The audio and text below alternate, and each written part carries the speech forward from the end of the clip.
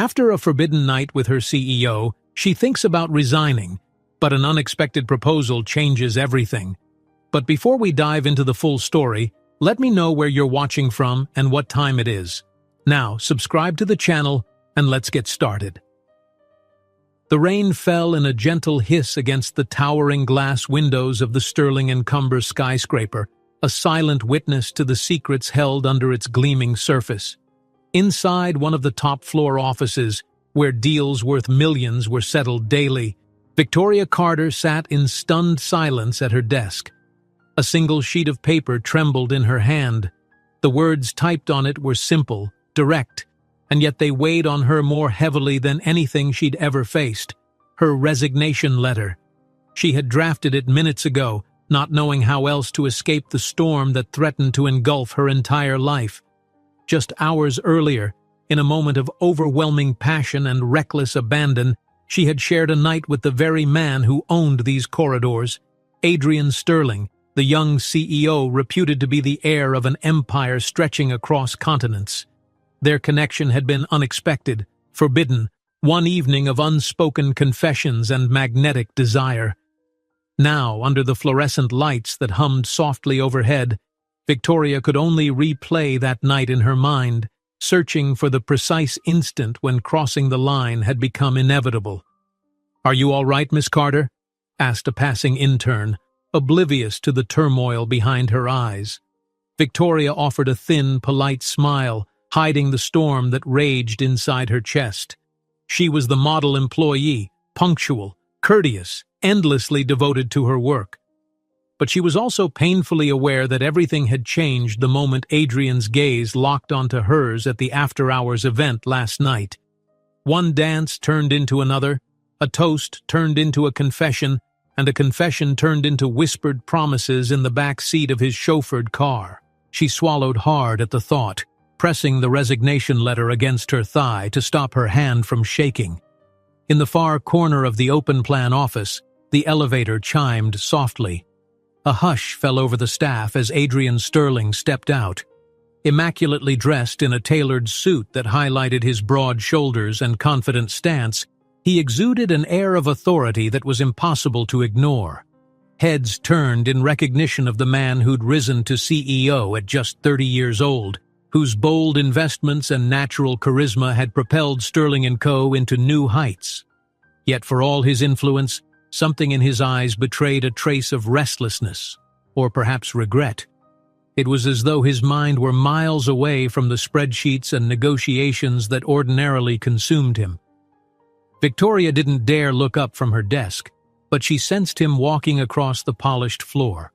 A delicate wave of cologne, fresh cedar mixed with an undertone of something darker, enveloped her, igniting the memories of her night in his penthouse. She remembered the crystal chandeliers above them, the city lights shimmering in the distance, and the heart-stopping realization that they were alone in his private domain.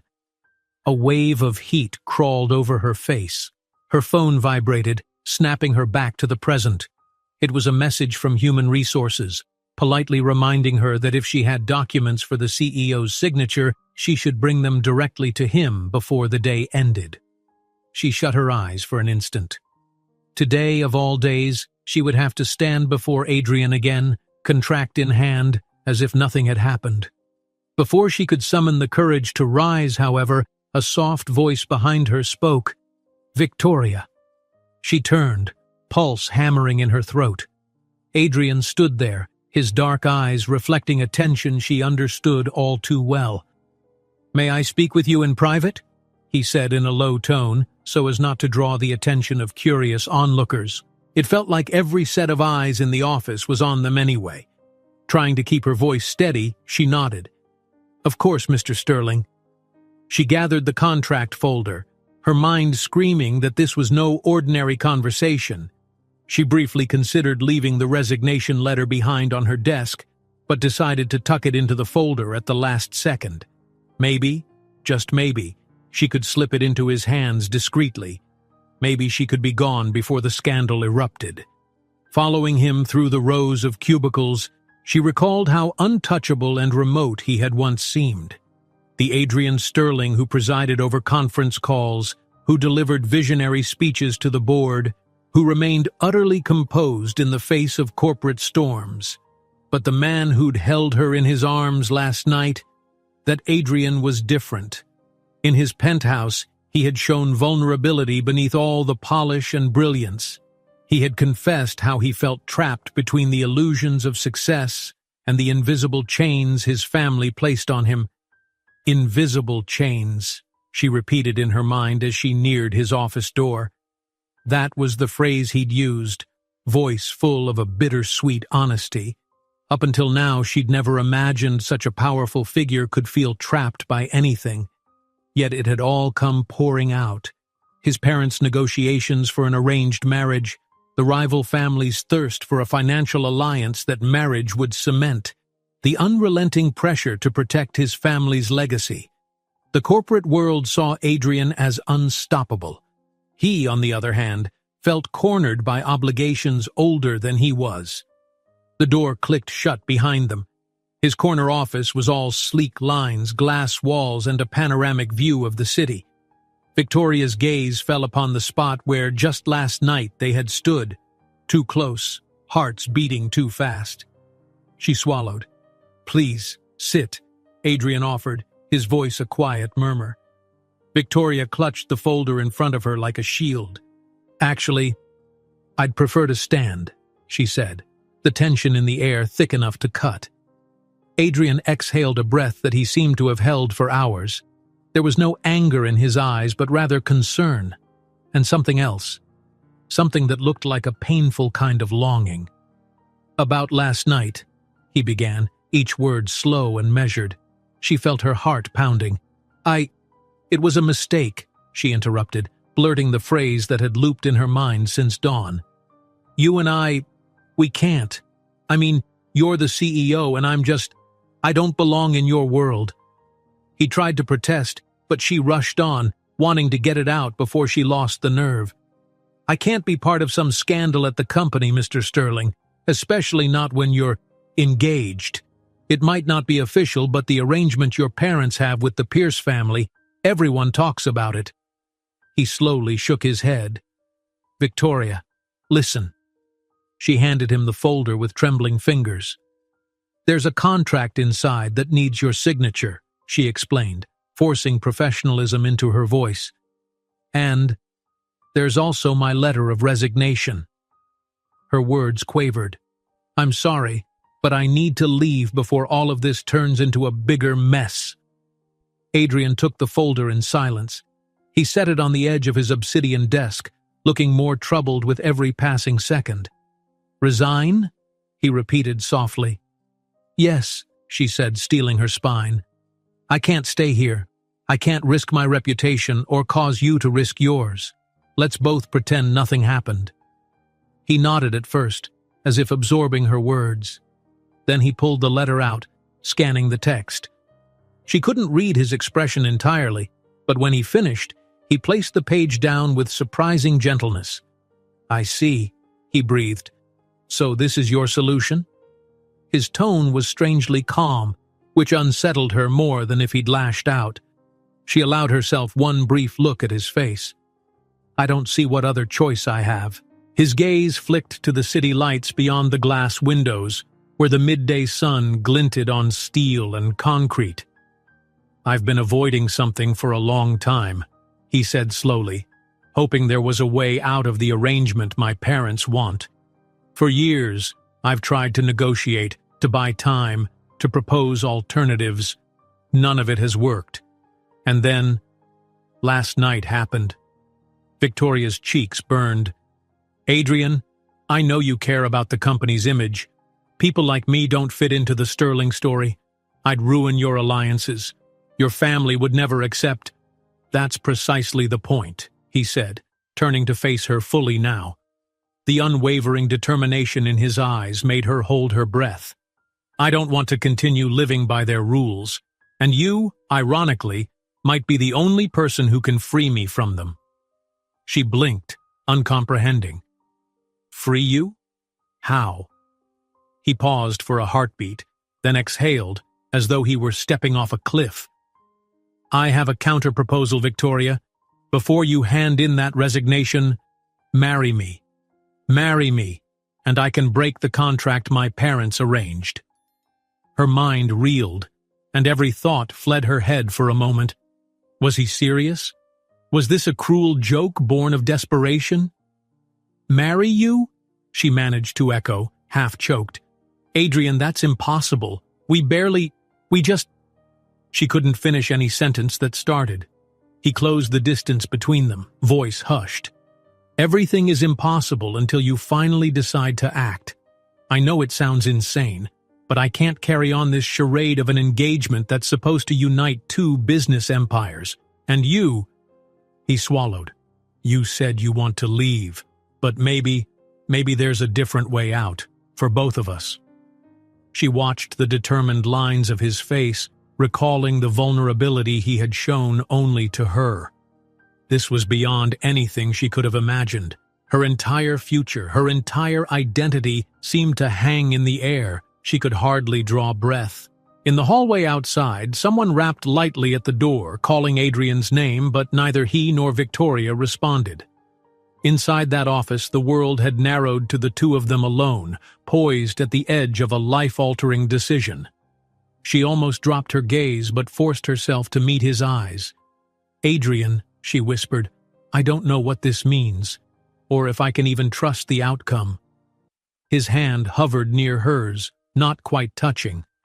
"All I know is that I can't lose you. Not after last night. Not when you're the only person who's ever made me feel free. Let's do this, for now, as a mutual arrangement. We can figure out the rest as we go." Victoria's heart thundered so loudly she feared he could hear it. Her mind spun with all the reasons to refuse, and yet a single question cut through the chaos. Was it worth risking everything to stand by his side in a marriage that might be purely strategic at first, yet held the promise of something far more? The swirling uncertainty threatened to overpower her, but she couldn't deny that the idea of turning away left her feeling hollow and cold. Would she dare try? Would she dare defy the entire system around them? Victoria had never felt so torn, so breathless with the weight of her own choices. The moment Adrian uttered his unexpected proposal, the air seemed to vanish from the room. She steadied herself by placing one hand on the back of a chair, afraid her knees might give out. Marriage? A word that had once symbolized love and stability was now tangled in the cords of corporate alliances and unspoken bargains. She opened her mouth, but no words came. Every thought was jumbled and contradictory. Reason told her to run, heart whispered to trust, and fear hissed that ruin was inevitable if she made one misstep. Adrian kept his gaze firmly on her, as though each second felt like a fragile lifeline to the new future he hoped to carve out. His phone buzzed atop the glass desk, but he ignored it.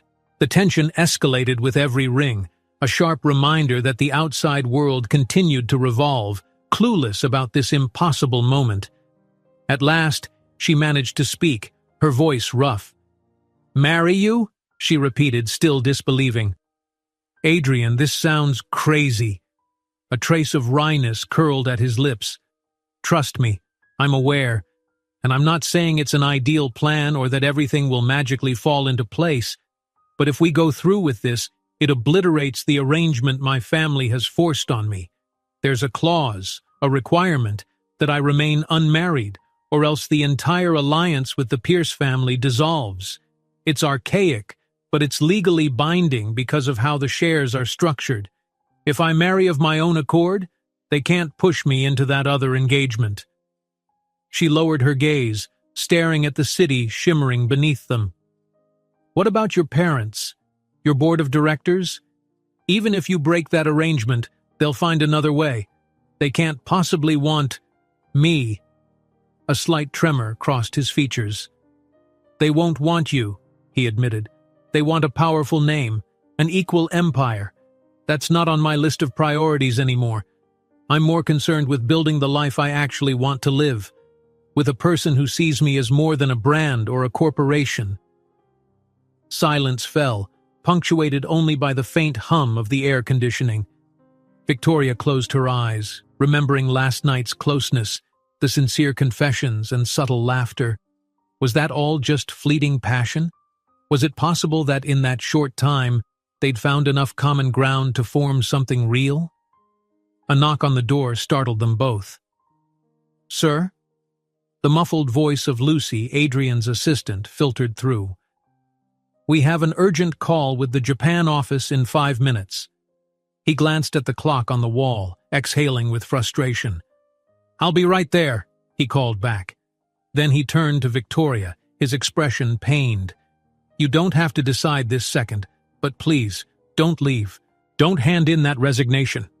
Give me a chance. Give us a chance to figure out a solution together." She hugged her arms. "Adrian, I can't promise." "That's okay," he cut in gently. "Just don't say no yet." He took a step closer, but hesitated, perhaps unsure if it was right to touch her again. The memory of their shared night vibrated in the small space between them. Finally, he simply offered the faintest smile, as though to remind her of the tenderness that had bound them mere hours ago. Then he hurried out, leaving Victoria alone with the hum of city traffic outside the floor-to-ceiling glass. She picked up the letter of resignation he'd left on his desk and stared at her own words. The paragraph swam before her eyes. The concept of leaving seemed so straightforward 2 hours ago. Now, her mind was awash with possibilities.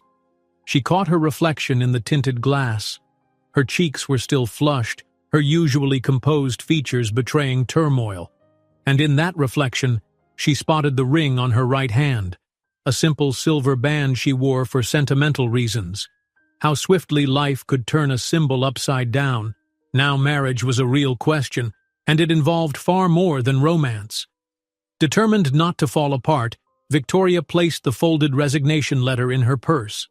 She didn't have the strength to throw it out yet, nor could she bear to leave it for Adrian to sign. A wave of uncertainty washed over her as she exited the corner office. She hurried back to her own desk, ignoring the curious glances from co-workers who must have noticed her extended absence. The day passed in a blur of phone calls, emails, and half-hearted attempts at routine. Every time her eyes drifted to Adrian's glass-enclosed office, she found him on a video call or in intense conversation with department heads. She could almost feel the tension rolling off him, especially after each glance he cast her way. It was as if he too was searching for a moment when they could talk, really talk, without the entire building listening. By late afternoon, the atmosphere in the office had grown thick with rumor. People whispered about a meltdown at the Pierce family's head branch. Some claimed they'd heard the arranged engagement was on shakier ground than ever. Others insisted the marriage would be announced next week. Between the hushes and the half-truths, Victoria felt the pressing reality. Everything to do with Adrian's personal life was the subject of corporate gossip. She typed aimlessly on her keyboard, rereading the same email. Am I really thinking about marrying him? The question was as wild as it was relentless. She tried to remind herself that she barely knew him beyond their professional interactions and one night of confessions. But the truth was that nothing about that night felt shallow or empty. Instead, it had held an undercurrent of inevitability, like two people who'd kept their heads bowed for so long, only to lift them and realize they needed each other more than they thought possible. As evening arrived, the office grew quieter. One by one, employees gathered their coats and briefcases, heading out into the city's neon-lit bustle. Victoria lingered behind, using the excuse of finishing a few last emails. In reality, she was mustering the nerve to approach Adrian. She needed answers or clarity or anything that would help her decide what came next. When the overhead lights dimmed to their after-hours setting, she finally rose from her chair, smoothed her skirt, and started down the hall. Adrian's office door was half open. The interior lights glowed softly, revealing him seated at his desk, head bowed over a pile of documents. She knocked gently against the frame. Busy? His eyes lifted, shadowed with exhaustion, but the faint upturn of his lips signaled relief at seeing her. Come in, he murmured, standing to switch off the reading lamp. "I was starting to think you'd left." She stepped inside and shut the door, heart pounding at the memory of how it felt to be in here last night, how his hand slid around her waist, how her breath caught with every whisper. "No," she said quietly. "Couldn't leave without talking." He stood behind the desk for a moment, then moved around it so they faced each other without barriers. "Thank you." A hush stretched. Outside the windows, the skyline sparkled in 1,000 pinpoints of light. Adrian cleared his throat. "I had to deal with my father this afternoon. He's furious.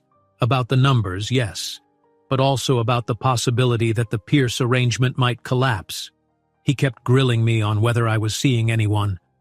Her stomach lurched. "What did you say?" "That I'm tired of letting him decide my life," Adrian replied simply. "So, as you can imagine, he's not thrilled. He's threatened to cut me off from a section of my trust if I go against him."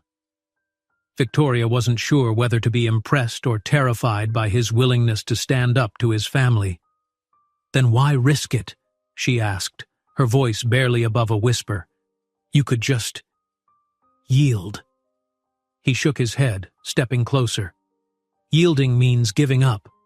Marrying someone I don't love, who doesn't love me, just to strengthen a corporate alliance that my heart isn't invested in? I can't. And trust me, my father's threats aren't new. He's used money as leverage my whole life."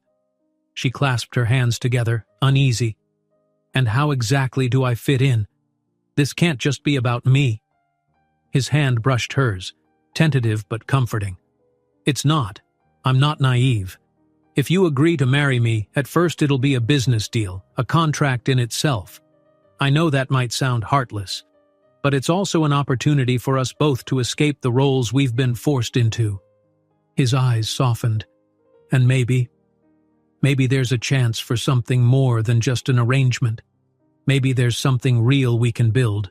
Because I'll be honest, last night, I felt a connection I've never experienced with anyone before." A spark of emotion surged through her, recalling how his honesty had drawn her in. "We haven't known each other for long," she managed. "I've never done anything so drastic, and I've never met anyone who makes me feel I could turn my back on my entire inheritance just to have a life of my own." They both fell silent again, hearts pounding in unison. It was terrifying and exhilarating all at once. From the hallway, the automated lights flickered off, leaving the room illuminated by the hazy amber glow of the city at night. Victoria closed her eyes, taking a slow breath. Could she truly marry Adrian Sterling? Was it the worst mistake of her life or the beginning of an unforeseen happiness? If I say yes," she whispered, pulse racing, "we'd have to do it soon, wouldn't we? Before your family finalizes anything with the Pierces." He nodded, voice shaking with relief. "The sooner, the better." She pressed her fingertips to her temple, feeling faint. Yet a quiet spark of excitement flared within her chest. "I'm not sure I have any idea how to be your wife," she confessed in a trembling rush. "Or how to handle that world." Adrian's tone was resolute, and there was a tenderness in his expression that made her heart skip. "Let me worry about the details. I just need your hand in mine, and your trust that we'll figure this out. Together." After a moment's hesitation, she found herself nodding, tears threatening at the corners of her eyes. "All right," she breathed, hardly believing the word as it left her lips. "All right." The next moments blurred, with Adrian exhaling a trembling laugh of disbelief and relief. He hugged her, gently, mindful of the fragile step they had taken. For once in her life, Victoria allowed herself to melt into the warmth of a choice that might change everything. Their whispered conversation continued, making plans, illusions, half-formed ideas about how to keep the inevitable scandal at bay. Yet beneath those hushed strategies lay the promise that maybe, just maybe, their unlikely alliance could become something deeper. When they finally pulled apart, there was a faint glow of possibility in both their eyes. The city lights outside seemed to wink in approval. "I guess we should figure out next steps," she said softly. Adrian nodded, his tone a mixture of determination and tenderness. "Yes, and the first step is to make it official before they tie my hands with that arranged marriage." Victoria swallowed, heart thudding. "And I should probably burn my resignation letter." He couldn't help a small grin, relief flooding his face. "I wouldn't mind if you did." Despite the chaos swirling around them, for that fleeting instant, it felt like they stood on the cusp of something extraordinary. Together, they faced the unknown, their hearts hammering in unison. Neither was certain of what the future held, but both understood that this was only the beginning of a journey that would bring them secrets, trials, and an unexpected depth of feeling, one that might just defy all the rules that had once bound them. Stepping out of the sterling-encumbered building that night felt surreal, like leaving the stage of a very secret play. Victoria gripped the strap of her purse, exhaling slowly under the city's neon haze.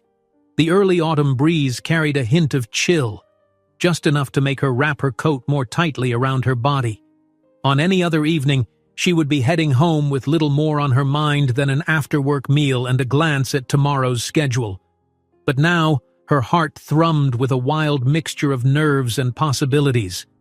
Adrian had walked with her to the lobby, quiet but resolute, ensuring she made it to the glass revolving doors without being intercepted by late-night staff. No one in the building knew about their plan, and for now, secrecy was vital. With each echo of her heels against the polished tiles, she had felt the tug of an invisible tether connecting her to Adrian, the man who had unexpectedly asked for her hand in marriage to derail a corporate arrangement he despised. 100 questions still swirled in her head. Was this arrangement real, or just a fleeting escape from the storms in his life? Could they merge both professional and personal realms without irreparable harm? And in the quiet corners of her heart, she questioned whether something more than convenience was already blossoming between them. That thought set her pulse racing. By the time she turned the corner onto a quieter street, Victoria decided she needed a breath of fresh air before descending into the subway. The sidewalk glistened from a light drizzle earlier in the evening, reflecting the sparkle of passing headlights. She paused near a small cafe that was about to close for the night. The place looked inviting. Tiny tables decorated with wilted flowers and a single barista inside, sweeping up. Impulsively, she pushed open the glass door. The bell overhead chimed softly. The barista lifted his gaze, startled by a customer arriving so close to closing time, but he managed a polite smile. "Just a quick coffee if that's okay," Victoria said apologetically. She needed something warm in her hands, some tangible comfort amid the chaos swirling in her mind. "Sure," he responded. "We have a fresh pot. Latte? Cappuccino?" "Cappuccino, please," she said, handing over cash and slipping into a corner seat. She glanced at the phone in her palm. A part of her expected a text or call from Adrian, something to confirm that what had just transpired wasn't a dream.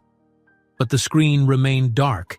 He was likely still in the building, finishing last-minute tasks or fielding calls from executives trying to salvage the Pierce arrangement. A shiver coursed down her spine at the thought of the meltdown that would inevitably ensue once word got out. Accepting her coffee, she sipped in silence. The rich flavor steadied her, even as her heart remained restless. She reminded herself of how sure Adrian had sounded. He'd had more to lose than she did, yet he was forging ahead, determined to carve out the life he wanted. If he could stand firmly against his family's disapproval, maybe she too could brave the wave of corporate rumors and the opinions of those who believed she had no place in his world. She finished her cappuccino and left just as the barista switched off the main lights. Outside, the city's pulse had slowed a little. Rush hour was well past, and the crowds had thinned to a scattering of late-night wanderers. Victoria pulled her coat closer around her shoulders as she headed toward the nearest subway entrance, ready to slip underground toward her small apartment. Thoughts of her modest home and minimal furniture made her heart jolt with anxiety. Adrian's empire was opulent, spanning a line of lavish holdings. She was a single occupant in a cramped studio that cost more of her monthly paycheck than she liked to admit. And soon, if the plan actually held, her home might become overshadowed by the glitz of a life that still didn't feel quite real. She descended the subway stairs, scanning the half-empty platform. A distant rumble signaled an approaching train. She leaned against a pillar, glancing at her reflection in the tinted glass windows. In the faint reflection, she saw a woman on the brink of a risk that could redefine her forever. When she arrived at her stop, she hurried through winding corridors until she reached her apartment building, an older structure with chipped paint and a flickering light near the mailboxes. She nodded to the night doorman, then made her way upstairs. For once, she wasn't disturbed by the threadbare carpet or the faint smell of someone cooking dinner on another floor. In the quiet confines of her apartment, she kicked off her heels and set her purse aside. She nearly tripped over a stack of magazines that had been piling up, finance journals, corporate newsletters, most featuring, at one point or another, some mention of Adrian Sterling or the unstoppable Sterling & Co. She swallowed, remembering the early days of her job when she read these articles purely for work, never imagining her life would be entwined with the young CEO's personal battles. Exhaustion washed over her, but sleep felt impossible with adrenaline still humming through her veins. She flicked on a lamp, rummaging through a small kitchen drawer until she found a battered notebook where she occasionally jotted down personal goals, her own private space for daydreams. Sitting at the edge of her bed, she stared at a page headed Future Wishes. In neat bullet points, she had written, "Earn enough to help mom retire comfortably. Move into a better apartment with a real bedroom. Travel to Europe at least once." Nowhere had she envisioned marry the CEO to escape an arranged alliance. She let out a shaky laugh, pressing a palm to her forehead. Her life was turning into a script no one would believe. The phone vibrated suddenly against the covers, making her jump. Adrian's name flashed on the screen. She swallowed hard, heart pounding, then answered. "Hello? Victoria?" His voice was low, subdued by the lateness of the hour. "I hope it's not too late to call." She leaned back against her pillows, eyes fixed on the cracked ceiling. "No, it's fine. I wasn't sleeping." A soft exhale from his end. "I just wanted to make sure you got home all right. And to see if you're okay." It amazed her how genuine concern warmed his tone, crossing that intangible boundary from boss to something else entirely. "Yeah, I'm home safe. I got a coffee on the way." She paused, realizing how bland that sounded. "I'm still trying to wrap my head around everything."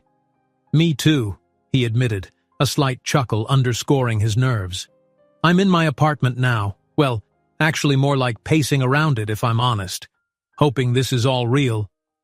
The corners of her lips lifted. "It feels surreal. But well, I guess that's normal given the circumstances." A moment's hush, broken only by the faint hum of traffic on Adrian's side and the rhythmic ticking of her kitchen clock.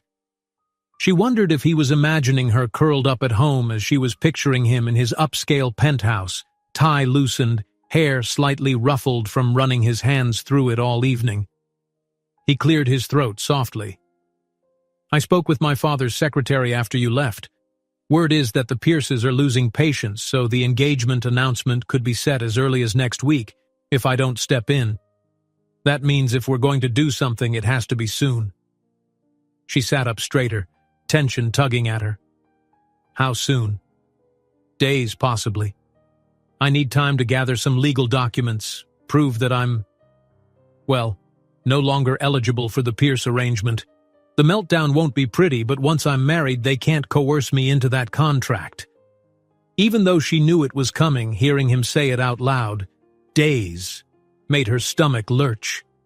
"That's unbelievably fast.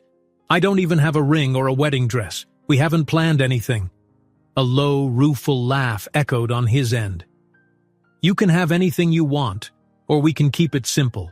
We don't need a big display if you don't want it. We only need something binding in the legal sense." His voice softened.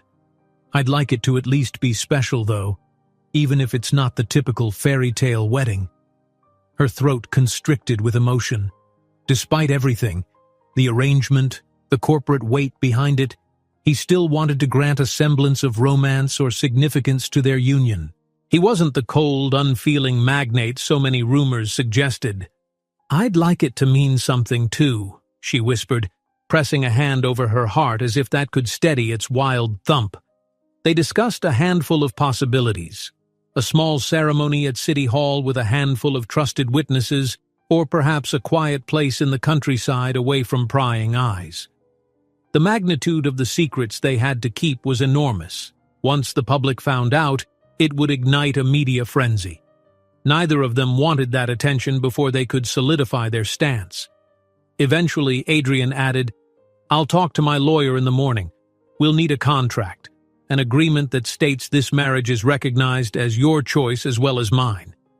If there's anything in particular you need me to include or clarify, we can work it out. I just want you to feel safe." "Thank you," she said quietly. "I know it's complicated, but I appreciate that." A few beats passed, a comfortable silence as each absorbed the new reality. For so long, Victoria's life had followed the tidy lines of routine, overshadowed by an ambition to prove herself in a demanding corporate world. Yet now, destiny seemed to be smashing that routine to bits, offering her something terrifying and exhilarating all at once.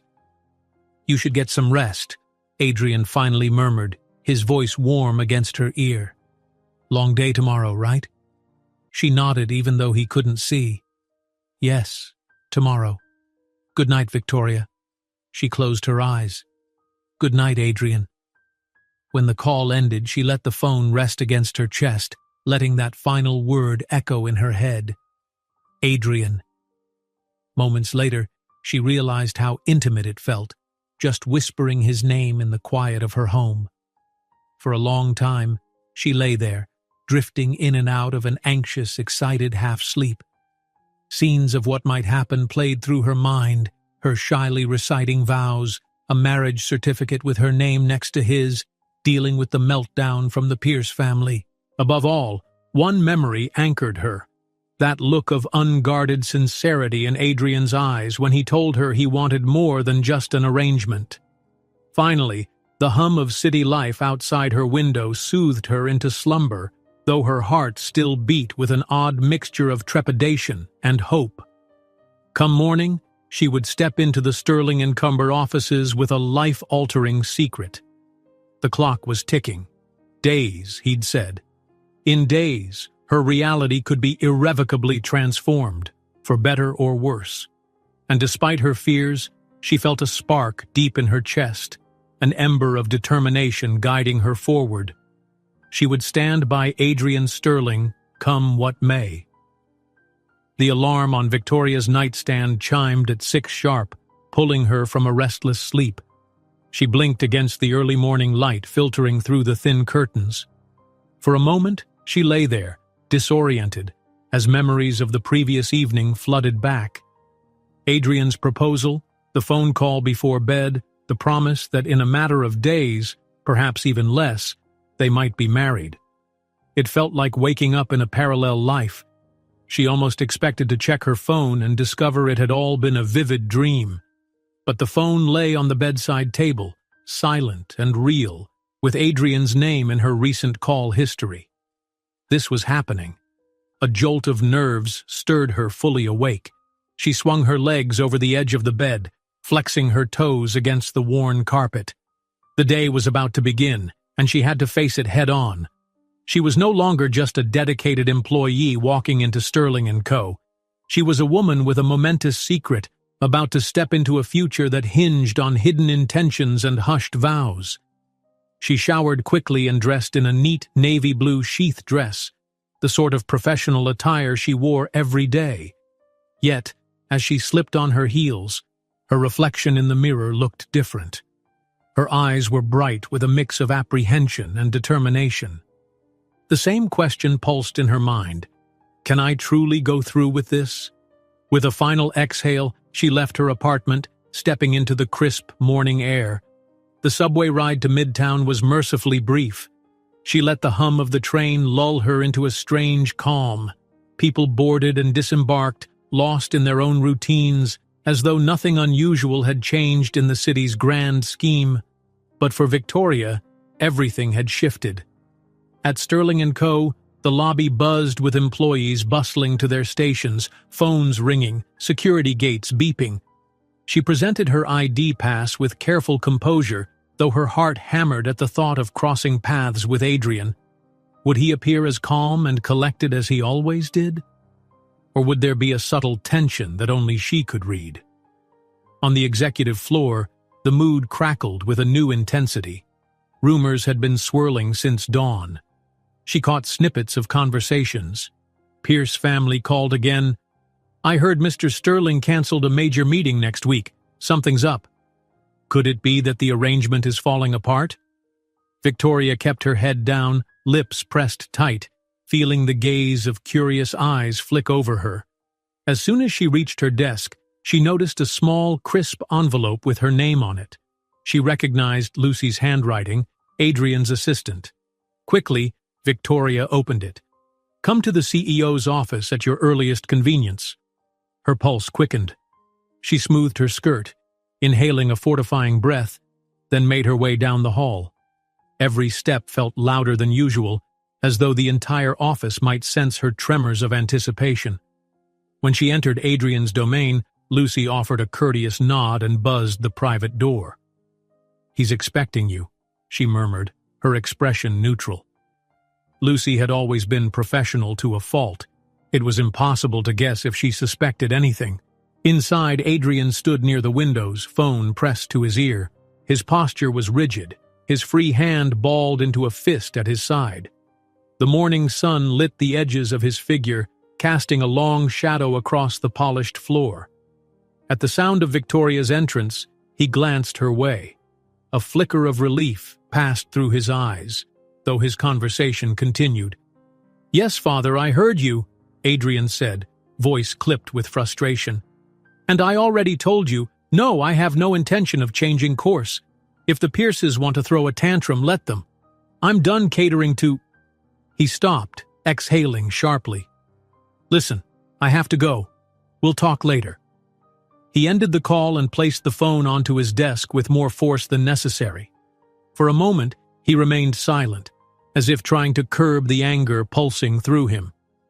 Problems? Victoria asked softly. His gaze lifted to hers, warming. My father, he said, running a hand through his dark hair. He's furious that I won't confirm the engagement with the Pierces. He's threatening that the board will move to block certain expansions if I don't comply. It's all so twisted. She stepped forward, gently touching his elbow. I'm sorry, she whispered. I knew there'd be pushback, but hearing it is different than imagining it. A wry smile ghosted across his face. Don't apologize. You're not the cause of this. It's their insistence on old family alliances. I've tried for years to renegotiate, but it always falls on deaf ears. His expression grew more determined. But now I have a plan, and that plan is you. She swallowed, the magnitude of his statement squeezing her heart. He softened, turning to open a slim black folder on his desk. I contacted my lawyer early this morning.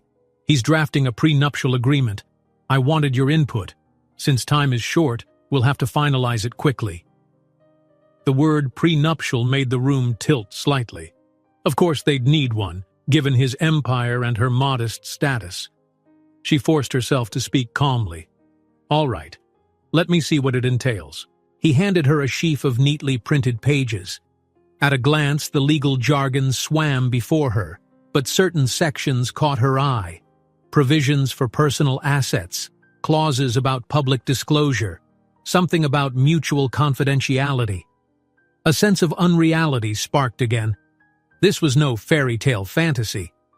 They were forging a contract, as if to remind themselves that even if emotions were swirling, the business side of life would remain clear-cut. She looked up. You trust me with your fortunes but need a prenup? Her tone was gentle, not accusatory. Adrian grimaced. It's standard procedure in my world, though it feels cold. I'm more worried about the emotional fallout than finances, but my lawyer insisted we can modify any sections that bother you. Skimming a little further, she nodded. It's fair. It basically says I won't lay claim to your major holdings if something goes wrong, and likewise you can't just leave me penniless if— She paused, cheeks coloring. If things don't work out. The air crackled at the mention of if things don't work out. They hadn't labeled this union as romantic or practical, perhaps it was both. But overshadowing that was the knowledge that one day she might find herself in a very different position if the line between arrangement and genuine connection ever frayed. Adrian cleared his throat. There's also a confidentiality clause that protects you from my family's attempts to dig into your past, and it protects me from any direct sabotage from the Pierces or their allies. I want to keep you safe, legally speaking. Her chest constricted. Safe. The word lingered between them, warm and protective. Thank you, she managed softly.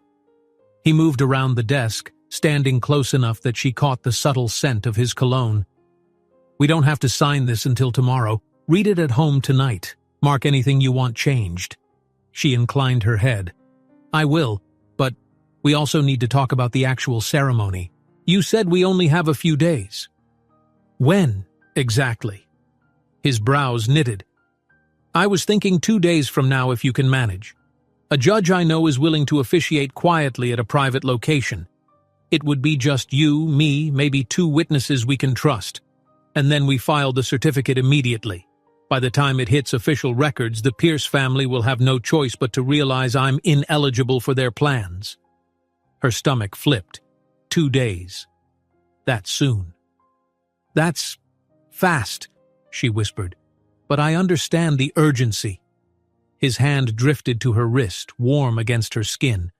I know it's not the usual romantic time frame, no weeks of planning or fancy invitations, but if you want something more personal, a dress, a bouquet, anything, let me provide it. The corners of her eyes prickled with emotion. She remembered a time in her teenage years, daydreaming about weddings with her girlfriends, flipping through glossy bridal magazines. She hadn't pictured a scenario like this, yet she felt an inexplicable surge of resolve. It might not be traditional, but that doesn't mean it can't be special, she murmured, echoing his words from the night before. He drew in a breath, relief evident in his posture. We'll make it ours, in whatever way we can. A knock on the door caused them both to spring apart. Lucy peered in, eyes shifting between them. Pardon me, Mr. Sterling. There's a meeting with the CFO in 5 minutes, urgent, regarding the upcoming project in Singapore. Adrian cleared his throat, stepping back to the formal distance expected. Thanks, Lucy. Tell them I'll be there shortly. She nodded, and her gaze flicked to Victoria with a polite, slightly curious half-smile before disappearing into the hallway. Once the door was shut again, Adrian let out a strained chuckle. We'll have to get used to interruptions, especially now. Victoria attempted a faint smile in return. I'll take this. She gestured to the prenup, and review it carefully. I guess we'll finalize the details for everything else. He nodded, expression tinged with the anxiety of 1,000 demands. I appreciate it. We'll talk again soon. Lunch, maybe? If I can carve out a moment? Yes, she said. Lunch would be good. She turned to leave but paused, glancing back at him. For a heartbeat, they stood in silent acknowledgement of the promise that tied them together, heavy and fragile all at once. Then Victoria headed out, folder in hand, heart pounding at the reality that in 48 hours she could be Mrs. Sterling. The office corridor felt both too familiar and newly alien. Once at her desk, she sank into her chair, placing the prenup pages inside a private drawer. Her mind buzzed with logistic tasks, telling no one just yet, reading every line of that contract, purchasing a dress. Did she have time to buy a dress? And prepping herself for an onslaught of gossip once the truth inevitably came out. As she logged onto her computer, her email pinged, bombarding her with a day's worth of tasks. She forced her focus onto the job at hand, answering client inquiries and organizing a pending project timeline. The minutes trickled by, blending the mundane with the extraordinary tension thrumming under her skin. Every so often she glanced down at the locked drawer holding that prenuptial agreement. The notion that she was hours away from stepping into marriage brought both a flutter of excitement and a swirl of dread. She hadn't even told her close friends or her mother. How would they react? But for now, secrecy reigned. She mustered her concentration, diving into spreadsheets and departmental requests. Her colleagues walked past, oblivious to the gravity of her private labyrinth. Lucy's quiet footsteps came and went, carrying messages from other executives. Phones rang, keyboards clicked, just another day in the corporate machine. Yet beneath that surface, Victoria's entire life was poised on the brink of an irreversible change, an arrangement that was part freedom, part leap of faith, a vow that might save Adrian from one trap, but might thrust both of them into a world of scrutiny neither had fully braced for. Still, she thought of the softness in Adrian's eyes, the sincerity in his voice, and in a quiet moment between emails, she touched her empty ring finger, imagining what it might be like to slip on a band that officially united them. For better or worse, she reminded herself with an inward tremor. 2 days. The countdown had begun. Victoria had always taken pride in her composure, yet by mid-morning she could barely keep her hands steady on the keyboard. Her day's routine, once a predictable series of emails, project updates, and coffee runs, now felt like a flimsy mask over a life-or-death secret. The prenuptial agreement sat securely locked in her desk drawer, a silent promise that she'd soon be leaving the office with a new last name. Despite the swirl of nerves, she forced herself to concentrate on the present. "Hey, Victoria," called a familiar voice from across the open workspace. It was Emma, a friend from the marketing department. "You up for grabbing an early lunch? I need to de-stress before this brand pitch." Victoria glanced at the clock on her screen. Only 10:30, but she felt like she'd lived a lifetime in the last few hours. "Sure," she replied, offering Emma a faint smile. "I could use a break." They headed to the sleek elevator bay, stepping into a car of reflective steel. Emma launched into a rant about tight deadlines and departmental rivalries, her hands gesturing animatedly. Victoria tried to listen, nodding in sympathy, though her thoughts remained half buried in her own predicament. She dreaded, and simultaneously longed, for Adrian to text about lunch, but so far there'd been no word. The elevator arrived at the ground floor, and the two women emerged into the bustling lobby. Warm midday light spilled through the tall glass facade, illuminating a steady stream of employees and visitors. Emma led the way outside, phone in hand, scanning for new messages. Victoria stuffed her hands in her coat pockets, the crisp air cutting through her swirling mind. She noticed a small group of suits gathered near the entrance, one of them a junior executive from the finance department, whispering about a meltdown in management. She pretended not to hear, though her pulse climbed. Within minutes they reached a nearby cafe with modern decor and an enviable pastry display. They slid into a booth by the window, the midday sunlight casting a glow across the polished table. Emma ordered an iced latte and a mozzarella panini. Victoria asked for tea and a simple salad, unsure if her knotted stomach could handle anything heavier. "So," Emma said, stirring her latte, "you've been really quiet. Everything okay in your corner of the world? I heard the CEO's in meltdown mode about something big. Rumors are flying that the Pierce deal is on the rocks." Victoria kept her face carefully neutral. "It's been hectic," she managed, sipping her tea. "Meetings every hour, phone calls from all sides. Honestly, I'm not fully in the loop." Emma tilted her head, curiosity bright in her eyes. Weird to see the boss under so much pressure. He's always seemed unstoppable, you know? Yeah, Victoria agreed softly, thinking of Adrian's confession about his family and the arranged marriage looming over him. Their food arrived, offering a brief reprieve. Emma dove into her panini, and Victoria picked at her salad, appetite waning with each mention of Adrian. She vaguely remembered her promise to meet him for lunch. Perhaps he was too swamped with urgent calls or crisis management to schedule a break. She tried to quell the twinge of disappointment. Emma glanced at her watch. I better make this quick. My pitch is at noon and my slides are a total mess. Sorry to rush, Vic.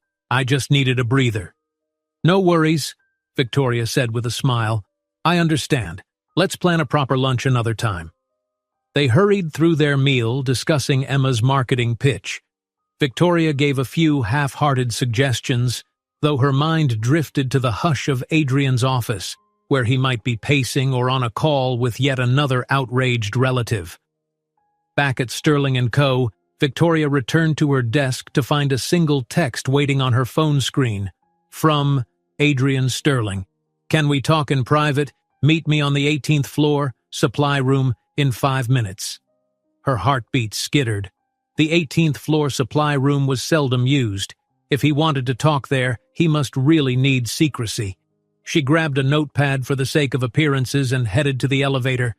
The supply room on 18 was tucked in a quiet corner behind the mail distribution cubicles. Rows of metal shelves lined the room, stocked with reams of paper and office supplies. The overhead fluorescent lights buzzed faintly. It took Victoria a moment to spot Adrian at the far end, leaning against a shelf filled with branded envelopes. He offered a tight smile, eyes ringed with fatigue. Thanks for coming. She closed the door behind her, making sure no one else was around. No problem. Is everything all right? He let out a humorless laugh. I just got out of a conference call with the board. They demanded an explanation about rumors that the Pierce deal is unstable. My father practically demanded I deny them and reaffirm my commitment to the engagement. I refused. Her lungs seized. Oh, Adrian. He raked a hand through his hair. So I told them I'm not going to marry into the Pierce family. I told them I'd found someone else. His gaze locked onto hers, voice lowering. That conversation ended with them threatening to hold an emergency vote on my leadership if I don't fix this. They think I'm in rebellion. A pang of concern struck her. Can they really vote you out? If my father and enough shareholders side with him, they could attempt to push me aside, at least in practical terms. Even if it's just a figurehead move, it'd damage my credibility. He shook his head, exasperated. But that's not the worst part. She swallowed, not sure she wanted to hear more. What is it? He pulled out his phone and tapped the screen, handing it to her. It displayed a text conversation with an unknown number. The latest incoming message read, "Watch yourself, Sterling. We know who you're sneaking around with. The Pierce family doesn't take humiliation lightly." Victoria inhaled sharply. Oh my God, they're threatening you? He nodded grimly, taking the phone back. Threatening me and you, indirectly. The words might be vague, but the implication is that if I don't comply, they'll make our lives difficult. A chill crawled up Victoria's spine. She pressed a hand to her mouth. I didn't realize they'd go this far. It's business to them, Adrian said bitterly. They've invested a lot of time and resources into merging with my family. Our refusal humiliates them and jeopardizes their own expansions. I've seen powerful families do worse. She took a trembling breath, stepping closer. Adrian, maybe we should... Don't say stop or back down. He cut her off gently. Because I can't, and I won't. I know the risks. But the alternative is letting them own me for the rest of my life. This only confirms that we have to push forward with our plan as soon as possible.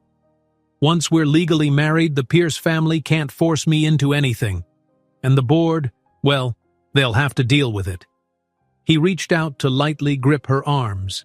The closeness made her heart flutter. I just wanted to warn you so you know how serious it's getting. My father's furious, the Pierces are furious, and rumors are swirling. But I'm not backing down, Victoria. I need you to be aware of that. She met his eyes, drawn by the fervor in them. I'm with you, she murmured, voice catching. This is bigger than I imagined. He nodded, understanding in his expression. I know.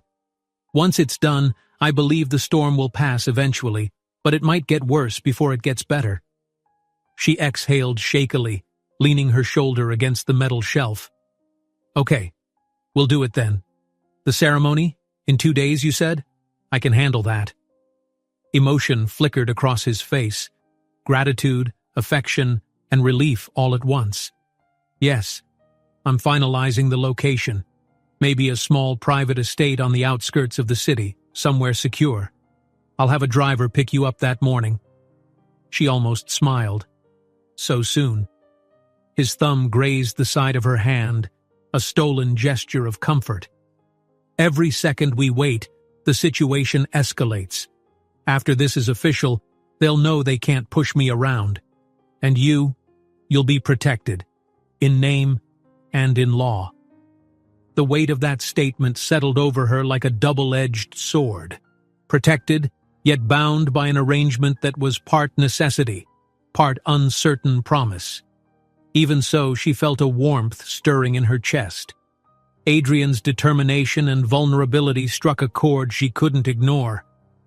Outside the supply room, footsteps and voices drifted in the corridor, reminding them how precarious their privacy was. Adrian checked his watch. I need to get back upstairs soon. CFO demands about the Singapore project. But can we meet tonight? My lawyer says we should review the final prenuptial draft together. She nodded firmly. Yes. Tonight works. Where? My penthouse. He said it almost apologetically, as though aware it might push them into more personal territory. Fewer prying eyes there. I'll text you the time. All right, Victoria agreed, nerves twisting at the prospect of being alone in his home again, this time with the weight of legal documents that would seal their future. A few seconds passed in silent understanding. Then footsteps drew closer. Adrian released her hands, stepping away just as the supply room door eased open. A junior mailroom clerk peered in, startled to see them both. Sorry, he muttered, eyes darting in confusion. Just, grabbing some paper. Adrian cleared his throat, slipping back into his CEO tone with practiced ease. We were just discussing inventory. We're finished here. He gave a curt nod, striding past the clerk. Victoria followed, her face hot, hoping her composure didn't betray how personal that so-called inventory discussion had been. In the hallway, they parted ways without so much as a handshake, blending into the daily hum of corporate life. Yet the adrenaline still pulsed through Victoria's veins. She reminded herself, one more day, then the next. By the morning after tomorrow, she'd be Mrs. Sterling, a reality that both thrilled and terrified her. Returning to her desk, she swallowed the knot in her throat. A new email blinked at the top of her inbox. It was from Lucy, scheduling an all-hands meeting in the largest conference room for the following afternoon. The subject line, Company Update.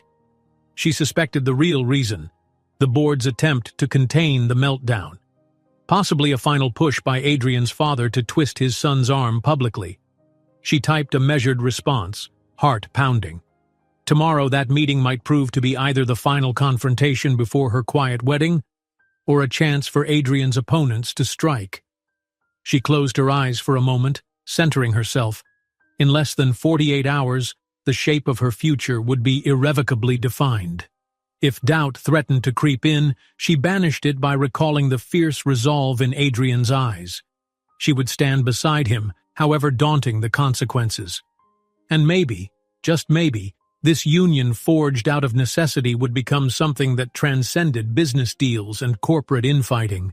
But for now, she pressed on, determined to brace herself for whatever storms the next hours might unleash. That evening, the lights of the city glittered like a promise of hidden secrets and private corners. Victoria clutched the not-yet-finalized prenuptial agreement in her handbag as she stepped out of the taxi in front of Adrian's building. The driver gave her a questioning look, no doubt curious why she hesitated on the curb instead of hurrying inside. But how could she rush when the weight of an entire future pressed on her shoulders? Despite having visited Adrian's penthouse once before, the sheer grandeur of the lobby still made her breath catch. Gleaming marble floors, a contemporary chandelier, and a concierge desk staffed by 2 attentive employees. Everything was sleek, exclusive. This was a world she barely knew. What kind of life would it be if she had to navigate these polished halls every day? Her phone buzzed. Adrian's text read simply, "Penthouse elevator is pre-authorized. Come on up when you're ready." She inhaled. No turning back now. Nodding to the concierge, a gentleman dressed in an immaculate suit, she approached the private elevator. Sure enough, one swipe of the keycard Adrian had sent down, and the doors whispered open. She stepped inside, heart pounding. 30 floors passed in a matter of seconds, carrying her away from the familiar hustle and noise of the street into a silent realm high above the rest of the city. When the elevator doors parted, Adrian stood there waiting, looking as polished as ever, though the tension in his eyes betrayed his fatigue. "Victoria," he murmured, offering a warm smile that softened the austere lines of his face. "I'm glad you came." She stepped onto the gleaming marble of his foyer, letting the elevator doors close behind her. "Thanks for having me," she said softly. "I brought the prenup. I read through most of it." He gestured for her to follow him into the living area, an expansive space framed by floor-to-ceiling windows showcasing the skyline. The furniture was modern, the palette subdued, but the view breathtaking. At night, the city lights stretched into infinity. A quiet hush blanketed the penthouse. No staff, no lingering business associates. Just them. She let her gaze flick around, noting the elegant art on the walls, the plush rug underfoot, touches of sophistication that spoke of Adrian's expensive upbringing. "Would you like something to drink?" he asked, voice echoing slightly in the lofty space. "Tea, coffee, or maybe something stronger to help us get through the legalese?" She almost laughed, tension coiled in her chest. "Tea might be best. I need my head clear." He nodded and moved toward the sleek, open-concept kitchen. Victoria trailed after him, remembering how last time she was here, their encounter had been far more impulsive, hushed confessions, stolen kisses, a magnetic pull that neither of them could resist. Now the mood was different, still charged, but overshadowed by the reality that they were about to seal an agreement that would alter both of their lives. While Adrian put the kettle on, she set her handbag on the counter and withdrew the thick prenuptial document. The pages rustled as she laid them out. "I marked a couple of sections," she began, trying to keep her voice steady. "Mainly clarifications about what happens if we decide on a formal dissolution." He set 2 teacups out, filling them with hot water. "Yes, my lawyer mentioned you might want more specifics on that. Let's go through it point by point." They moved to the dining table, which was backlit by the glow of city lights through the windows. Adrian sat beside her rather than across, so they could read from the same pages, shoulders nearly touching. Every now and then, she felt the soft brush of his sleeve against her arm, a small, steadying presence. For half an hour they went line by line. He explained certain clauses, she asked questions, legal jargon about assets, incomes, mutual responsibilities. The dryness of it all contrasted sharply with the flutter in her chest each time she reminded herself, "This is real. We're doing this. We're getting married." A moment of silence came when they reached a clause regarding future offspring. Victoria's heart lurched. She realized that in a typical prenuptial, the question of children might be addressed in vague terms. But these lines went deeper, outlining guardianship, educational funds, and more. She blinked at the typed paragraphs, realizing how theoretical children had always been for her. Now it was spelled out in black and white. Adrian's voice lowered. "We can remove or adjust any part that makes you uncomfortable. My lawyer was being thorough, but I didn't want to presume your stance on that topic." Her cheeks warmed. Children? She hardly knew how to picture that possibility. Yet the sense of a future joined with Adrian's was stirring enough to make her chest tighten with unexpected hope. Or was it fear? I'm not opposed to leaving it in," she managed quietly, "but maybe let's keep it minimal for now. We don't know what the future holds." He nodded, relief and understanding in his eyes. "Of course, that's fair." They made a few red marks on the page, ignoring the swirl of questions about a family they hadn't planned or even discussed. After finalizing the remaining points, Victoria leaned back in her chair, exhaling deeply. "That's it then," she said softly. "We just need the final version for signing." Adrian studied her face. "Tomorrow morning I'll have my lawyer finalize these edits and email them to you. Then, if you're okay with it, we'll sign tomorrow evening. And the day after that, He trailed off, as though the enormity of that step was too big for words. "We get married." Victoria swallowed, eyes flicking to the papers in front of them. 2 days, she breathed. "Still feels like the strangest dream."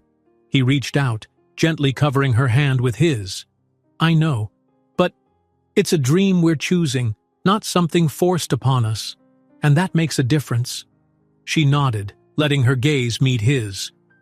A hush settled, the muffled sounds of traffic far below serving as a backdrop to the quiet tension. She wondered if he felt the same swirl of anticipation, doubt, and an undercurrent of something she might dare call hope. At length Adrian cleared his throat as though snapping out of an unspoken thought. "Have you told anyone? Your family or friends?" Her stomach gave a nervous flutter. "No, not yet. I guess I'm afraid of how they'd react. My mother, she'd be shocked to learn I'm doing something so impulsive, and my friends might think I've lost my mind." His expression softened with empathy. "I understand. My friends, what few I can truly call that, don't know either, and my father obviously doesn't know the whole truth. He just knows I'm refusing the Pierce arrangement, so it's mostly you, me, and a handful of lawyers, apparently." She forced a smile, wishing the circumstances allowed her to share more openly. But secrecy was essential to keep the Pierce family from sabotaging everything before it even began.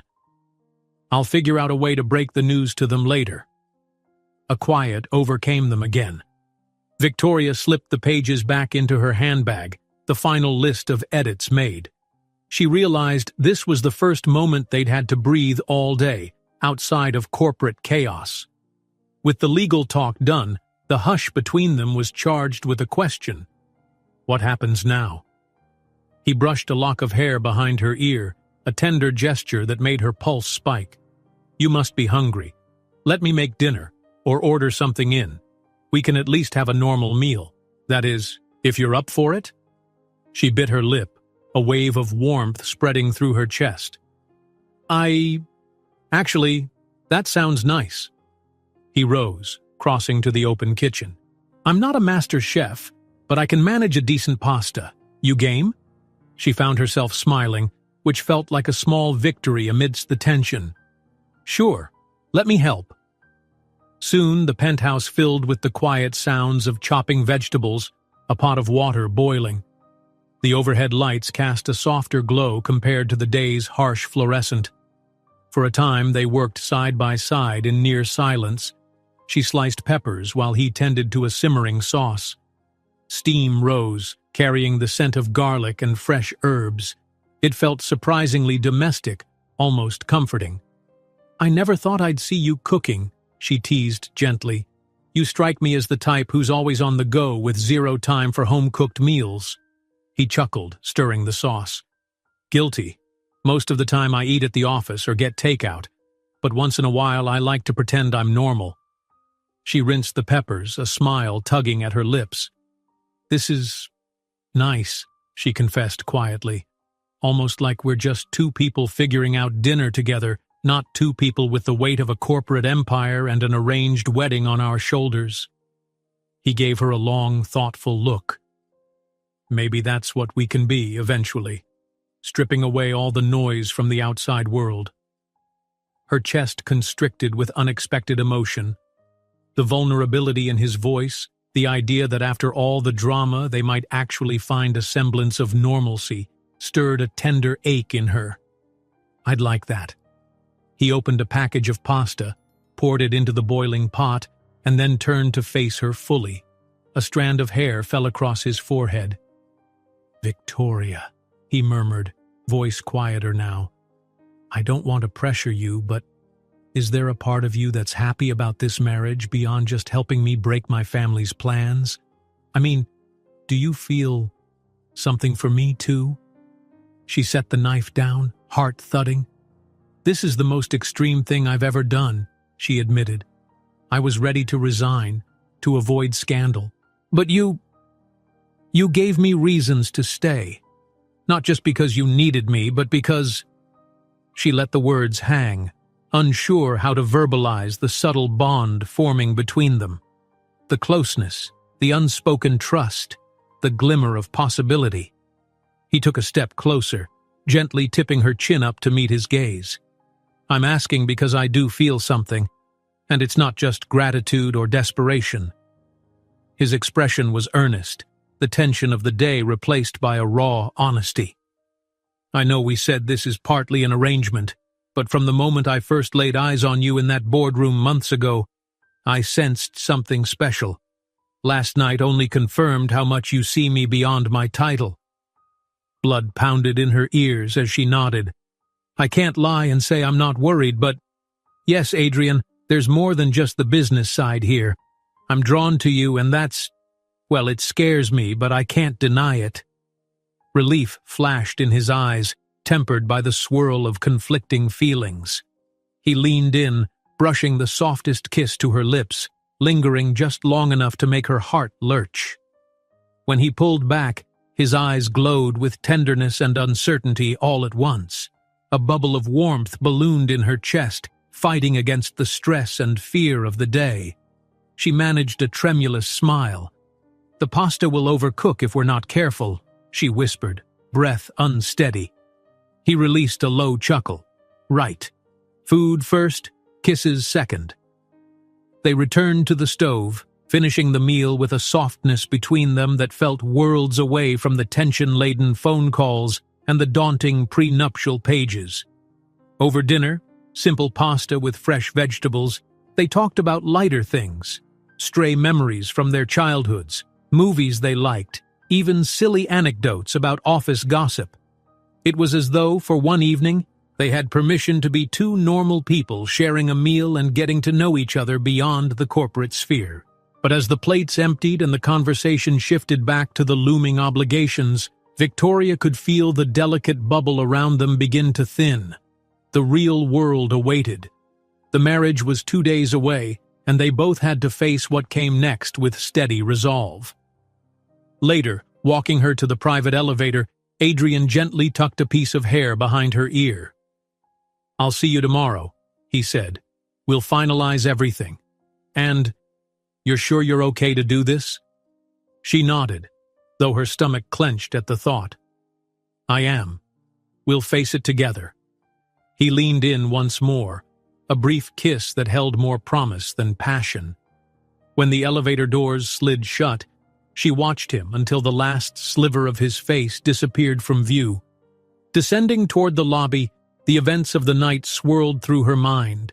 The carefully edited prenuptial, the sudden domesticity of cooking together, the gentle confession of mutual feeling.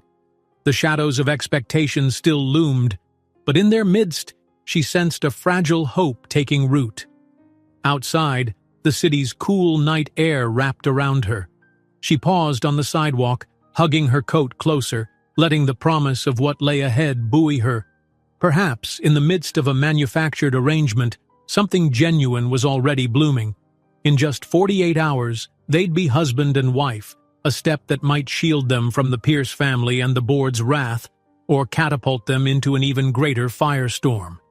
Yet for all her fears, she couldn't deny the flicker of anticipation. Maybe, just maybe, this improbable journey would lead them to the one place they never expected, a true partnership neither could have found alone. She inhaled, flagged down a taxi, and headed home, her mind already planning what she'd need to do before the ceremony. On some deeper level, she knew she was preparing not just her schedule, but also her heart for whatever destiny had in store. Morning brought an unsettled sky, the first hints of storm clouds drifting across the horizon as Victoria woke from fitful sleep. She had dozed off replaying the moments spent in Adrian's penthouse, signing documents together, cooking a quiet dinner that almost felt like a real date, and admitting they both wanted this marriage to be more than just an arrangement. A rare warmth had seeped into her dreams, yet it was overshadowed by the inevitability of what waited at Sterling & Co. today. Her phone's alarm chimed, insistent. With a groan, she silenced it and dragged herself out of bed. Outside her window, the day was dull gray, reflecting her swirling uncertainty. She tried to gather her thoughts while she showered. The final prenuptial edits would come through, then they'd have to sign tonight. Tomorrow would be the ceremony. In barely 24 hours, she'd be legally bound to Adrian Sterling. As soon as she stepped outside her apartment, the wind carried a damp chill, like a warning that unsettled her further. She huddled into her coat on the brisk walk to the subway, noticing a tightness in her chest every time she thought about what might happen at the office. There was that all-hands meeting scheduled for the afternoon, likely a preemptive attempt by Adrian's father and the board to manage the unfolding crisis with the Pierce family. Standing on the crowded train, she clutched the overhead bar, mind tumbling in a dozen directions. If the board tried to corner Adrian in front of everyone, would he stand firm? She suspected yes, but the risk for him, and for them both, was rising with each hour. The Pierce family's threats loomed in the back of her mind, and she wondered if their intimidation might escalate further. At Sterling & Co., tension hummed in the air like static electricity. A throng of employees filled the lobby, many of them gossiping with low voices. The moment Victoria swiped her ID to ascend to the executive floor, she felt countless eyes upon her, some out of curiosity, others out of confusion about why the CEO's personal assistant, Lucy, had been summoning staff to a mandatory meeting. Behind her desk, she found a sealed envelope from the legal department. She didn't need to open it to guess it contained the revised prenuptial agreement. Her phone buzzed almost immediately with an incoming text. Adrian. That envelope has the final version. Sign it at home or after we talk. Thanks. She tapped out a quick reply. Understood, not wanting to risk too much back and forth on official channels. She also spotted a new email from the HR director, reminding all employees of the meeting at 2 p.m. sharp in the largest conference room. The subject line read, Strategic Direction and Organizational Update. Victoria almost snorted. Everyone knew it was code for The Board versus Adrian, Round 1. Most of the morning was swallowed by mundane tasks, interspersed with uneasy glances at the enveloped documents she kept locked in a drawer. At one point, Emma from marketing stopped by, visibly rattled. Any idea what this meeting is really about? She asked. Rumors are going crazy that Mr. Sterling might step down or that the board is forcing him to confirm a new partnership. Victoria feigned ignorance. No idea, she lied smoothly, even as her heart lurched. We'll find out soon, I guess. By noon, the corridors were buzzing with speculation. People hovered near the elevators, scanning each other's faces for clues. Lucy, typically calm, looked visibly tense while ferrying documents between the upper offices. The few times Victoria caught her eye, Lucy offered a tight nod, betraying no secrets, but she was evidently under intense instructions from the senior executives. Finally, at 1:30, Lucy circulated to everyone's desk, reminding them to proceed upstairs to the main conference hall in the next 30 minutes. Victoria's stomach knotted. She shoved her phone into her blazer pocket and followed a slow-moving stream of employees toward the designated floor. The hallway outside the hall was jammed with staff. A hush spread as Adrian's father arrived, flanked by two board members. Victoria quickly stepped aside, trying to remain inconspicuous. Adrian's father, a tall man with silver hair and stern features, carried himself like a monarch under siege. The tension in his jaw spoke volumes. The board members wore carefully neutral expressions. She slipped into a seat near the back of the vast room. Rows of chairs faced a projector screen, and an imposing rectangular table at the front had places set for Adrian and the other executives. She spotted him entering from a side door, shoulders squared, lips pressed in a determined line. Their gazes locked for an instant. His eyes held a flicker of resolve, as though silently telling her, "Stay calm. I've got this." Once everyone settled, the CFO, Mr. Harold, launched into a rehearsed introduction about challenges and opportunities. A hush fell. Then Adrian's father cleared his throat and rose to address the crowd. "Thank you all for attending. We realize there's been an unusual amount of speculation regarding our alliance with the Pierce family." He paused, letting his gaze sweep over the audience. "We gather today to clarify the direction of our company and to ensure all employees understand where we stand." His words were measured, but Victoria could sense his underlying anger. She clenched her fists in her lap, dreading what might happen next. He gestured for Adrian to rise. "My son, Adrian, will speak on behalf of the executive team. We trust he will confirm the stability of our future plans, including any relevant partnerships." A subtle emphasis on the last phrase sent a chill through the air. Every staff member leaned forward, eyes darting between father and son. Adrian stood, buttoning his suit jacket. "Thank you all for being here," he began calmly, though his voice carried a restrained edge. "I want to address the rumor that the Pierce merger is in jeopardy. First, let me confirm that I've expressed my intent not to move forward with any personal arrangement linked to that alliance." An audible intake of breath rippled across the room. Adrian's father's jaw tensed visibly. The CFO shifted in his seat, exchanging worried glances with the other board members. Victoria's heart hammered. Adrian was forging ahead, unyielding. "This isn't a decision I made lightly," Adrian continued, "but Sterling & Co. doesn't need to rely on archaic alliances that require my personal life to be up for negotiation. We've built success through innovation and strong leadership, not forced marriages. I will not commit to the Pierce family engagement." A murmur grew among the employees, half shocked, half impressed. Adrian's father shot to his feet, scowling. "This is a critical alliance. We've poured resources into negotiations.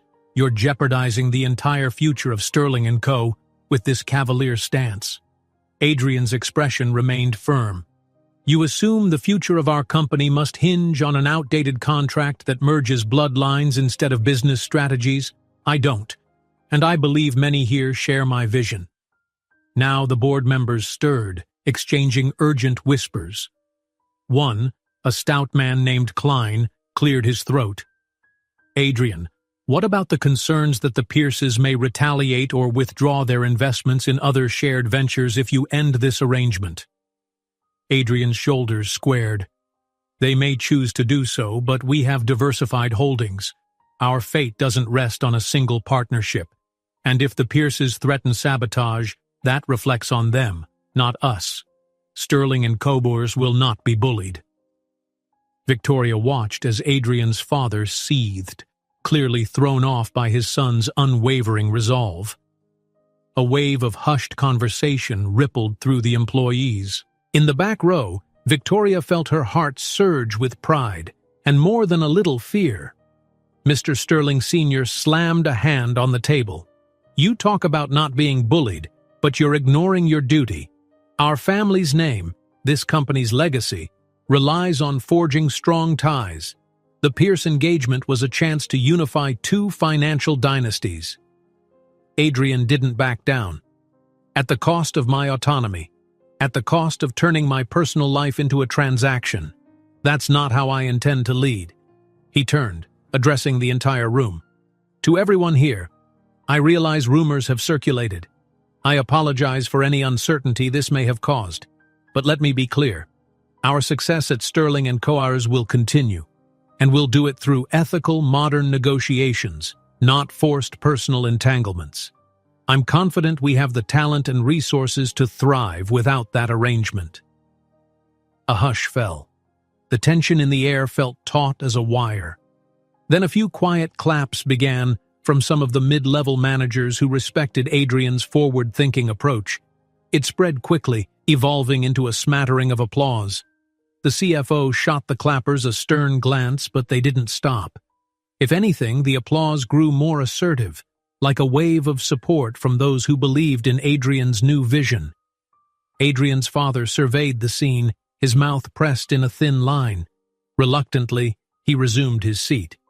"You'd better have an alternative plan," he said, voice thick with warning, "or you risk losing everything." Adrian dipped his head. "I do have a plan, one that doesn't require me to sign my life away. Thank you."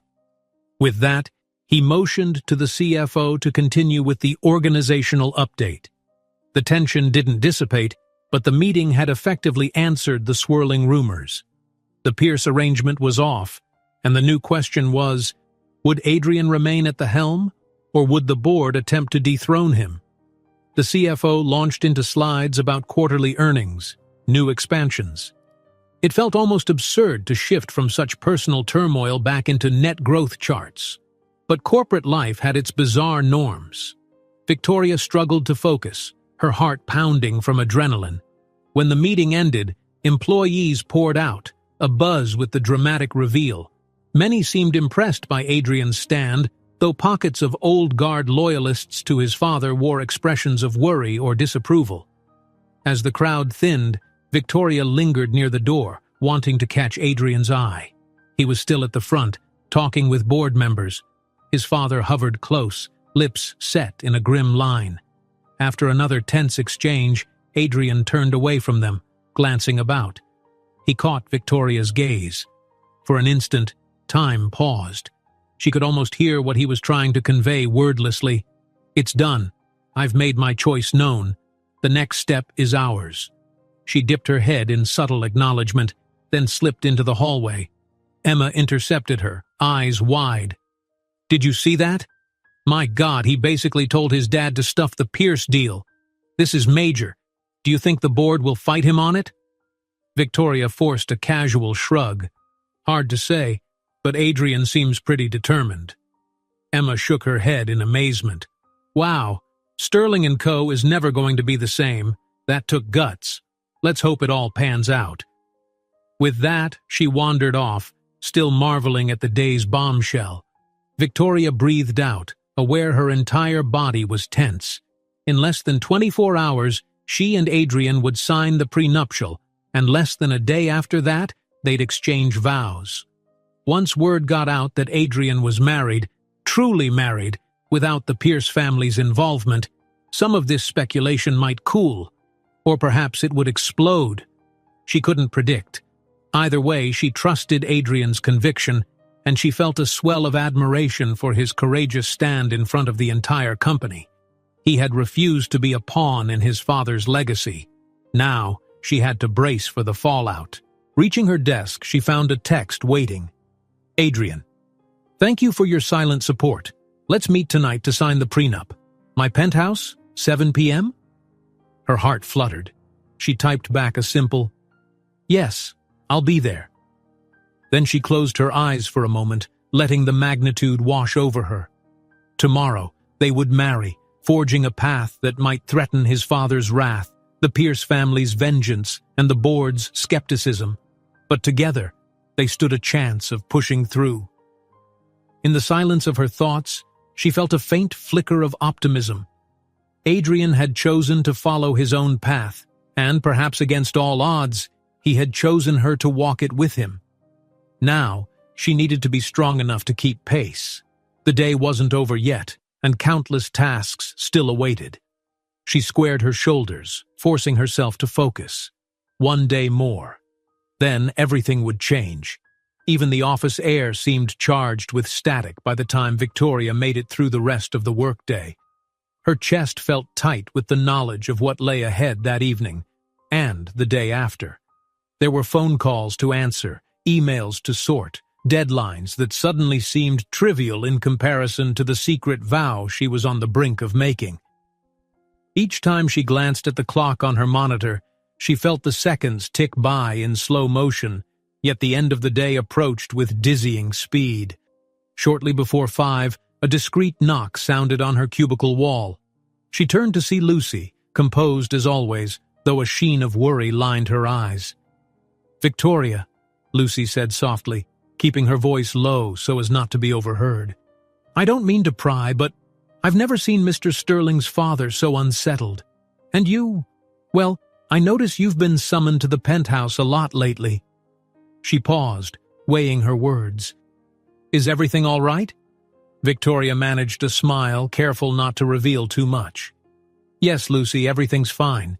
It's just a busy time for him, and I've been helping in certain administrative tasks. You know how it is." Lucy's gaze flicked to the locked drawer where the prenuptial sat. She said nothing, but her eyes seemed to register some understanding that there was more at play than typical work demands. Finally, she offered a supportive nod. "Just be careful. There's a lot of tension in the air." "I will," Victoria promised. After Lucy left, Victoria let out a shaky breath. If Lucy, someone known for her impeccable discretion, was already suspecting something was amiss, it meant rumors could be circling in corners of the company that Victoria couldn't see. The hush might hold for now, but it wouldn't last forever. At 6:30, she shut down her computer and rose from her desk, heart thrumming. The official end of the workday had arrived, and with it her departure to Adrian's penthouse to finalize their prenuptial contract. She slipped the envelope from her drawer into her purse, gave the office a last glance, and headed for the elevator with purposeful strides. No one stopped her on her way out, yet she felt the weight of unseen eyes. Perhaps some employees had noticed how often she and Adrian converged, or perhaps it was her imagination, fueled by anxiety. Either way, once she exited Sterling & Co., the brisk evening air outside felt like a small reprieve. She loosened her tense shoulders, inhaled deeply, then signaled for a taxi. Inside the cab, she stared through the window at the blurred city lights. Her reflection in the glass revealed a woman on the edge of a precipice, nerves fluttering, but also laced with a quiet determination. They would sign the prenup tonight, and tomorrow, in an intimate ceremony, they'd be married. If she tried too hard to think beyond that, her mind buzzed with questions and half-formed dreams. One step at a time, she reminded herself. Arriving at Adrian's building, she paid the fare and stepped onto the gleaming marble floors of the lobby. The familiar hush embraced her, an almost reverent quiet that belied the swirl of events in her life. The concierge recognized her now, greeting her with a polite nod as she crossed to the private elevator. When the doors opened at the penthouse level, Adrian was there, just like the night before. Yet tonight he looked more on edge. His tie was loosened, and his gaze flicked over her with a mix of relief and trepidation. "Hi," he said softly, gesturing for her to come in. "Hi," she answered, slipping out of her coat. "I brought the final agreement." He nodded, ushering her into the living room. The windows showcased a sprawling view of skyscrapers gleaming under the evening sky, a panorama Victoria had never quite grown used to. On the coffee table rested a neat folder of documents and 2 pens placed side by side. "Drink?" Adrian asked, his voice subdued. "Something stronger than tea this time, maybe?" A small smile touched her lips. "Maybe just water for now. I don't want to numb my thoughts right before signing." He disappeared briefly into the kitchen, returning with a glass of water for her and a tumbler of whiskey for himself. Handing her the glass, he sat down, swirling the amber liquid in his own. They exchanged a charged look, and then she lowered herself into the seat across from him. The coffee table, with its spread of official papers, felt like an altar of sorts, soon to bear witness to an unorthodox union. Adrian exhaled slowly. I had a conversation with my father after the meeting. It didn't go well. He insists I'm making the biggest mistake of my life by turning away from the Pierce family. Victoria's chest tightened. Do you think he suspects you have a plan of your own? Adrian's jaw clenched. He suspects something, but I don't think he's put all the pieces together yet. Not that it matters. By tomorrow he'll know exactly how I've undone his arrangement. He paused, sipping his whiskey. I'm sorry. I know this puts a target on you too. The Pierces might lash out if they feel we've humiliated them. She reached across the table, laying a hand on his. We already decided. Better to stand for our own choices than be coerced. I'd rather face the consequences together. Gratitude flickered in his eyes. Then he cleared his throat, picking up the folder of documents. All right, he said gently. Let's do this. Final check? She nodded, and they opened both copies of the prenuptial agreement, placing them side by side. It was the same text she'd read the night before, now updated with her requested revisions. Education clauses for any future children had been softened. Asset divisions had been adjusted to reflect her independence. A mutual confidentiality provision bound them to protect each other's reputations, even if the marriage ended. They read through silently, page after page. The seriousness of each clause felt heavier now. This was the last gateway before the ceremony. At one point, Adrian laid down the papers, hands steepled under his chin.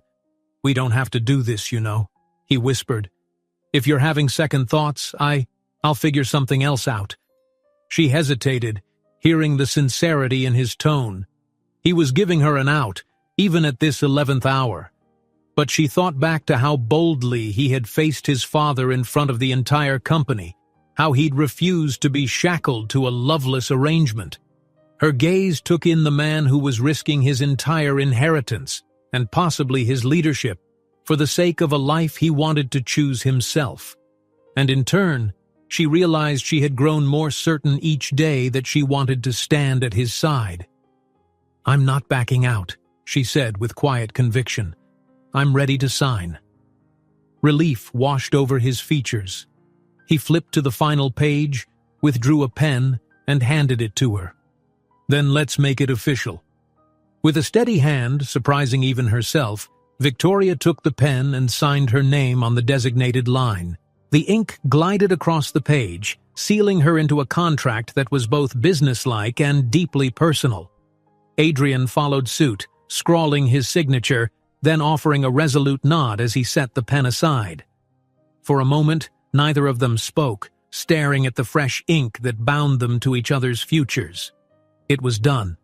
The prenuptial agreement was signed and witnessed by a notary who had quietly arrived at the penthouse earlier and discreetly waited in the kitchen until called. After the necessary formalities, the notary gathered his copy, gave them a polite nod, and left, leaving Victoria and Adrian alone with the newly minted documents. In the ensuing silence, Adrian let out a slow breath. So, tomorrow, we get married. She managed a wobbly smile. Tomorrow, she echoed.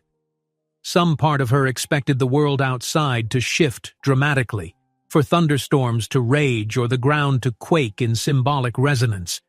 But the city's lights blinked on as they always did, and the hush of the penthouse remained calm.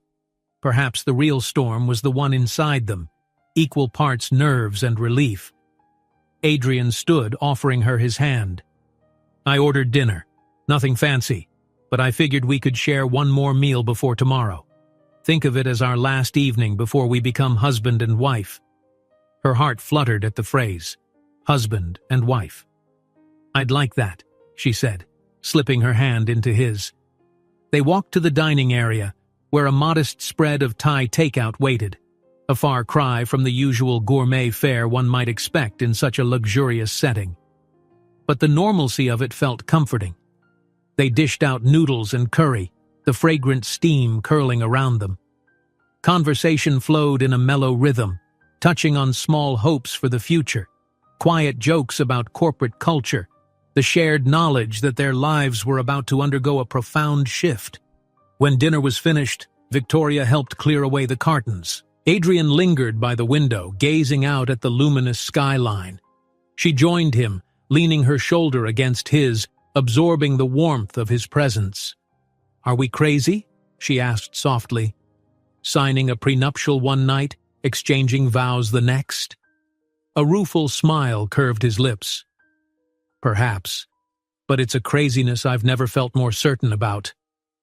She rested her head on his shoulder, letting the city sprawl beneath them.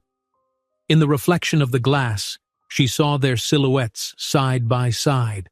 For better or worse, come tomorrow, they would be bound. And for once, she dared to believe it might be more than an escape plan. Maybe it could be real, a genuine partnership that sprang from adversity and flourished in trust. Adrian turned to her, gently tucking a strand of hair behind her ear. "Tomorrow morning a car will pick you up, bring you to the private estate. The judge is confirmed for noon. 2 witnesses, Lucy, if you're okay with her presence, and one of my close friends from college. We'll keep it small, under the radar." Her voice caught with emotion. "I'm fine with that." She hesitated, a wistful thought surfacing. "My mother, she doesn't know. Part of me wishes she could be there." A sympathetic look passed over Adrian's face. "We can do something to celebrate with your mother after the dust settles, I promise. I'm sorry circumstances forced it to be this way." She nodded, blinking back tears. "Thank you." They stood together in silence, the glow of the city playing across their faces. It felt like the calm before the storm, as though they were stealing this pocket of peace before the real chaos erupted. Tomorrow she would walk into the unknown, trusting the bond they'd forged in such a short, intense span of time. Eventually the evening wore thin, and she made her way to the elevator once more. Adrian walked her there, pressing a tender kiss to her forehead before the doors slid shut. "Tomorrow," he repeated, voice trembling with equal parts conviction and apprehension. She held his gaze until the elevator descended, her heart beating a fast, uneven tempo. Once outside, she stood on the curb, the city's swirl of lights and traffic enveloping her. She thought about the prenuptial, now officially signed. If that was the legal foundation, then tomorrow's vows would be its soul, an act of faith, each pledging to stand by the other against the father's wrath, the board's doubts, and the Pierce family's looming threats. She flagged a cab and climbed in, feeling like she hovered on the brink of 2 worlds. The one she'd known, an ordinary life of quiet ambition, a small apartment, and routine days, and the new reality that awaited, where she would be Victoria Sterling, wife of a CEO embroiled in corporate wars. The ride home passed in a blur. Back in her apartment, she paced the cramped living room, that swirl of thoughts refusing to let her rest. Tomorrow, at noon, she would become a married woman, an unimaginable turn from the path she'd envisioned for herself. But as she glimpsed her reflection in the window, she noticed a spark in her eyes, a quiet thrill that refused to be dimmed by fear. Slipping out of her clothes, she prepared for bed. Yet sleep was elusive, her mind too full of forms, signatures, and the memory of Adrian's lips brushing her forehead. Lying in the darkness, she pictured him likewise sleepless in his penthouse. Would he be gazing out at the same stars, wondering what the next dawn would bring? Eventually, exhaustion claimed her in the early hours, and in the hush before her alarm could ring, she dreamt of standing at the edge of a sweeping balcony, Adrian beside her, the sky ablaze with possibilities, and far below them, a city that only just began to realize what their union might mean. By the time morning arrived, she would have only a handful of hours to dress and prepare before stepping into a future that might upend her world forever. Yet in her heart, she felt a trembling certainty that this was the right leap to make, no matter how fragile or daring it seemed. Tomorrow, everything would change, and she was finally ready. A dull, pewter sky greeted Victoria when she stirred awake on the morning of her wedding day.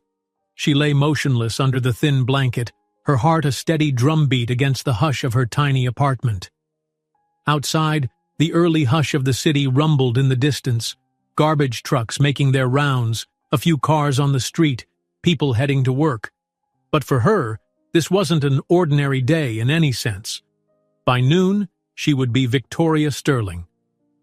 Rolling over, she glanced at her phone. 6:15 a.m. A notification blinked with a text message from Adrian. "Good morning. Driver will pick you up at 9:30. I'm at the estate already, settling details. See you soon."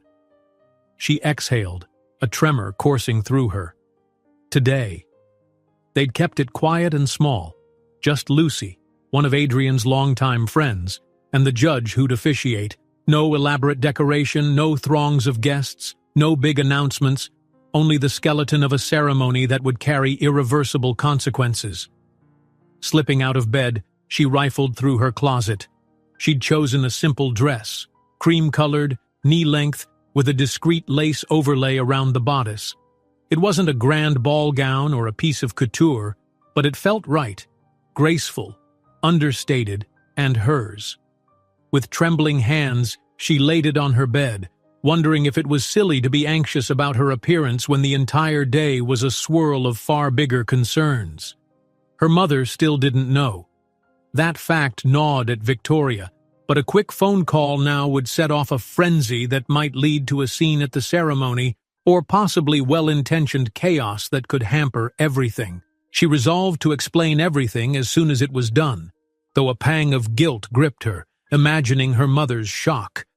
She forced herself into a hot shower, letting the steam and water calm her racing mind. As she dressed, her fingers kept fumbling with the zipper. The lace snagged at one point and she had to pause, biting her lip to stave off tears. It wasn't just about a stuck zipper. It was the enormity of forging a life with Adrian under such urgent, high-stakes circumstances. Finally, the zipper yielded. She slipped on low-heeled shoes, comfortable enough to steady her through the day's nerves, then did her hair in a simple chignon. A touch of makeup followed. Light foundation, a soft rose lipstick, mascara to bring out her eyes. Gazing in the mirror, she glimpsed a woman who looked poised and surprisingly serene, though the quick flutter of her pulse belied that composure. At 9:20, a text pinged from Lucy. "I'm so honored to witness. Wishing you calm. The driver is on his way." Victoria's lips curved in a faint smile. Lucy was well aware that something big was happening. Maybe she didn't know every detail, but enough to show unwavering support. It felt good not to be alone with her secret. She grabbed a small clutch for her phone, ID, and a few essentials. Nothing more. Today wasn't about elaborate possessions. Downstairs, the doorman looked startled to see her so dressed up on a Saturday morning.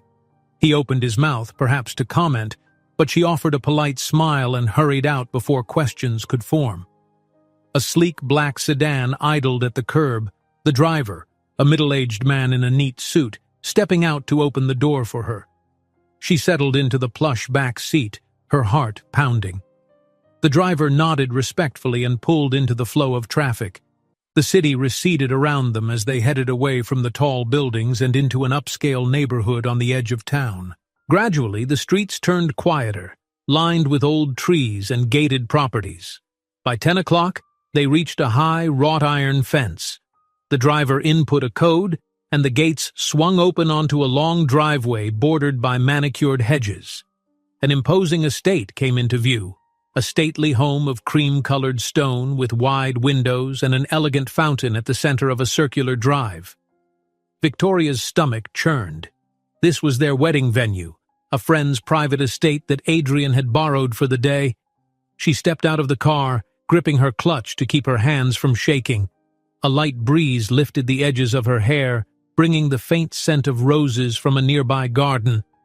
Ahead, the door to the mansion opened, revealing Lucy in a tailored navy suit and discreet heels. Her expression lit up with kindness as Victoria approached. "Wow, you look beautiful," Lucy breathed, stepping in for a quick hug. "Nervous?" Victoria nodded, swallowing a lump in her throat.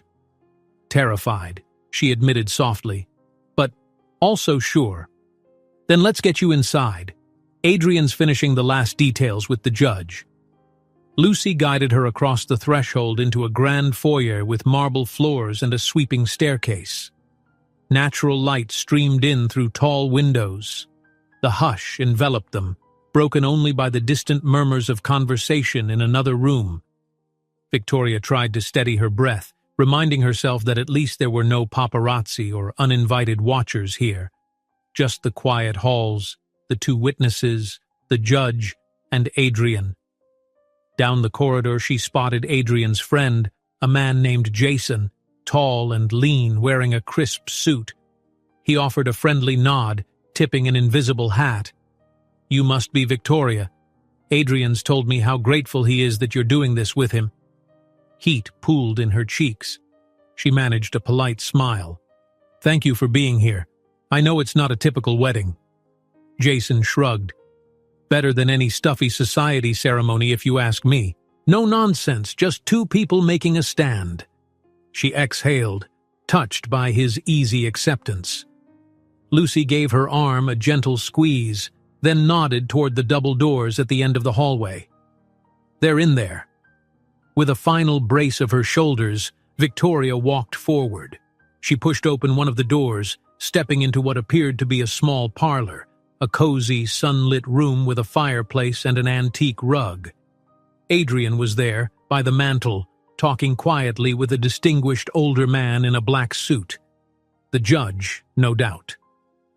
At the sight of her, Adrian's gaze sharpened. He excused himself from the conversation and crossed the room in a few swift strides. His charcoal gray suit complemented his figure perfectly, but it was the relief and warmth in his eyes that struck her most. "You look stunning," he said, voice low. Her heart fluttered. "You clean up nicely yourself," she teased, just loud enough for him to hear. For a moment they simply stood, letting the reality sink in. Then the judge cleared his throat politely. "Shall we begin, Mr. Sterling?" Adrian nodded, taking Victoria's hand.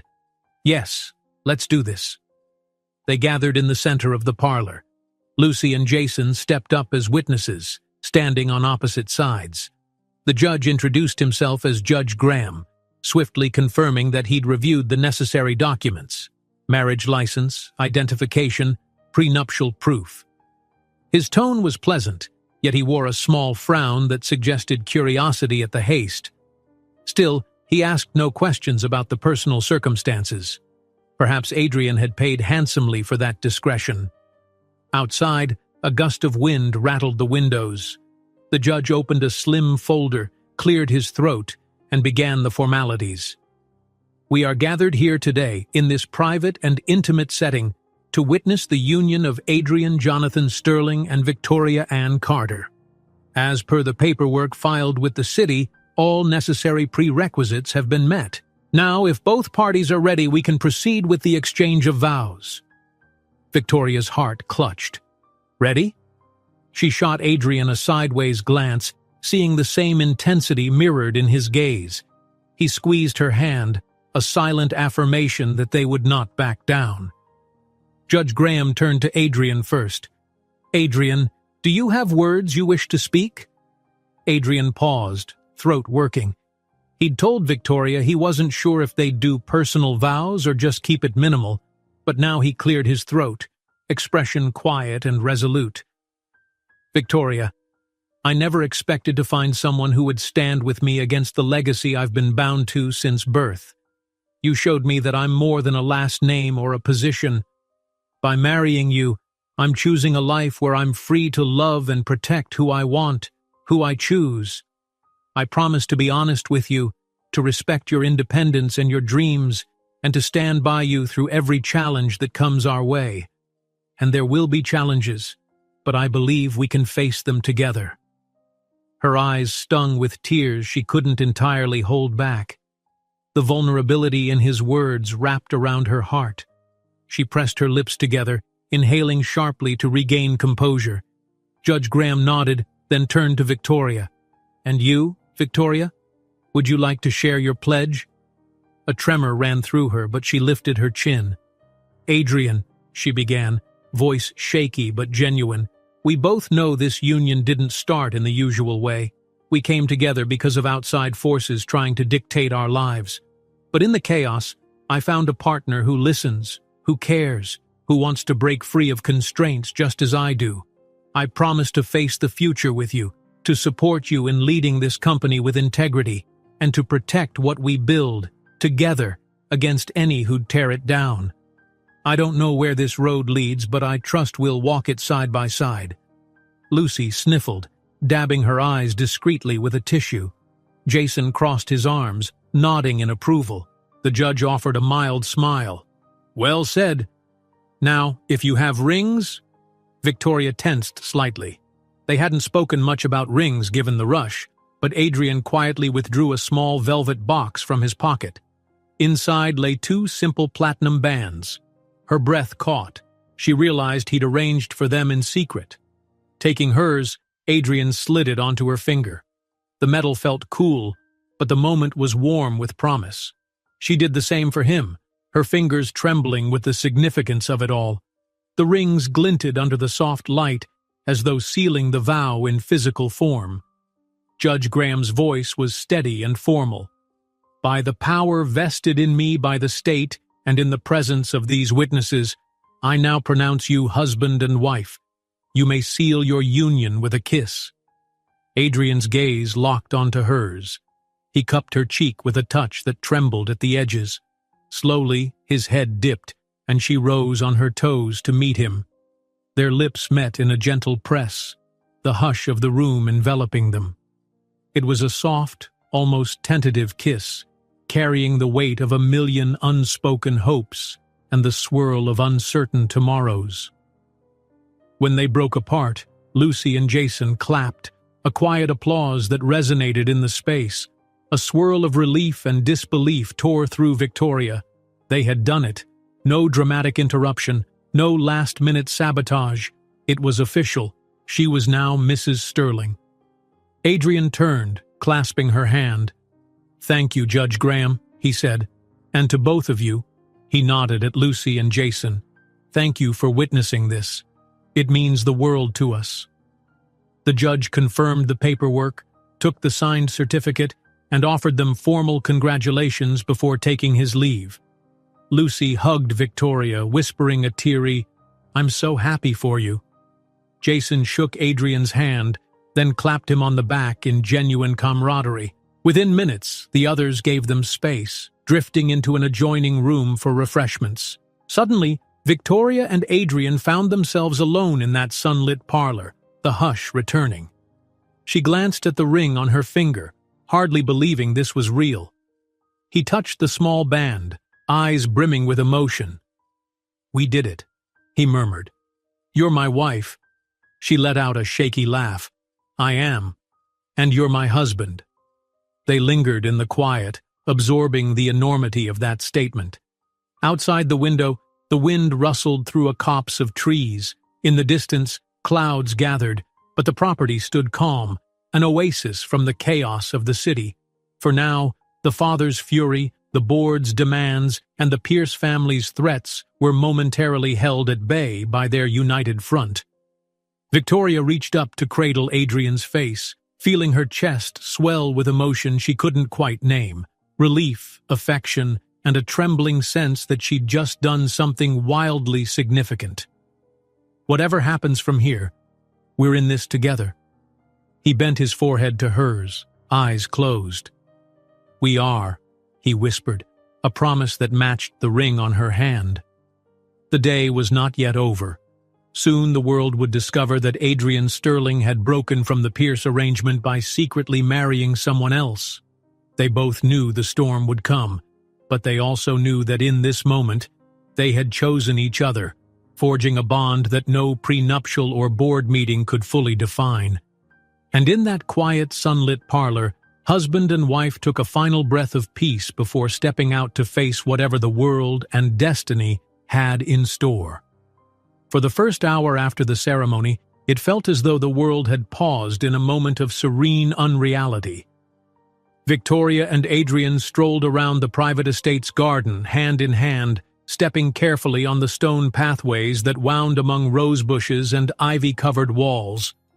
The newly signed marriage certificate rested in a leather folder on a nearby table, a quiet testament to the union they'd sealed.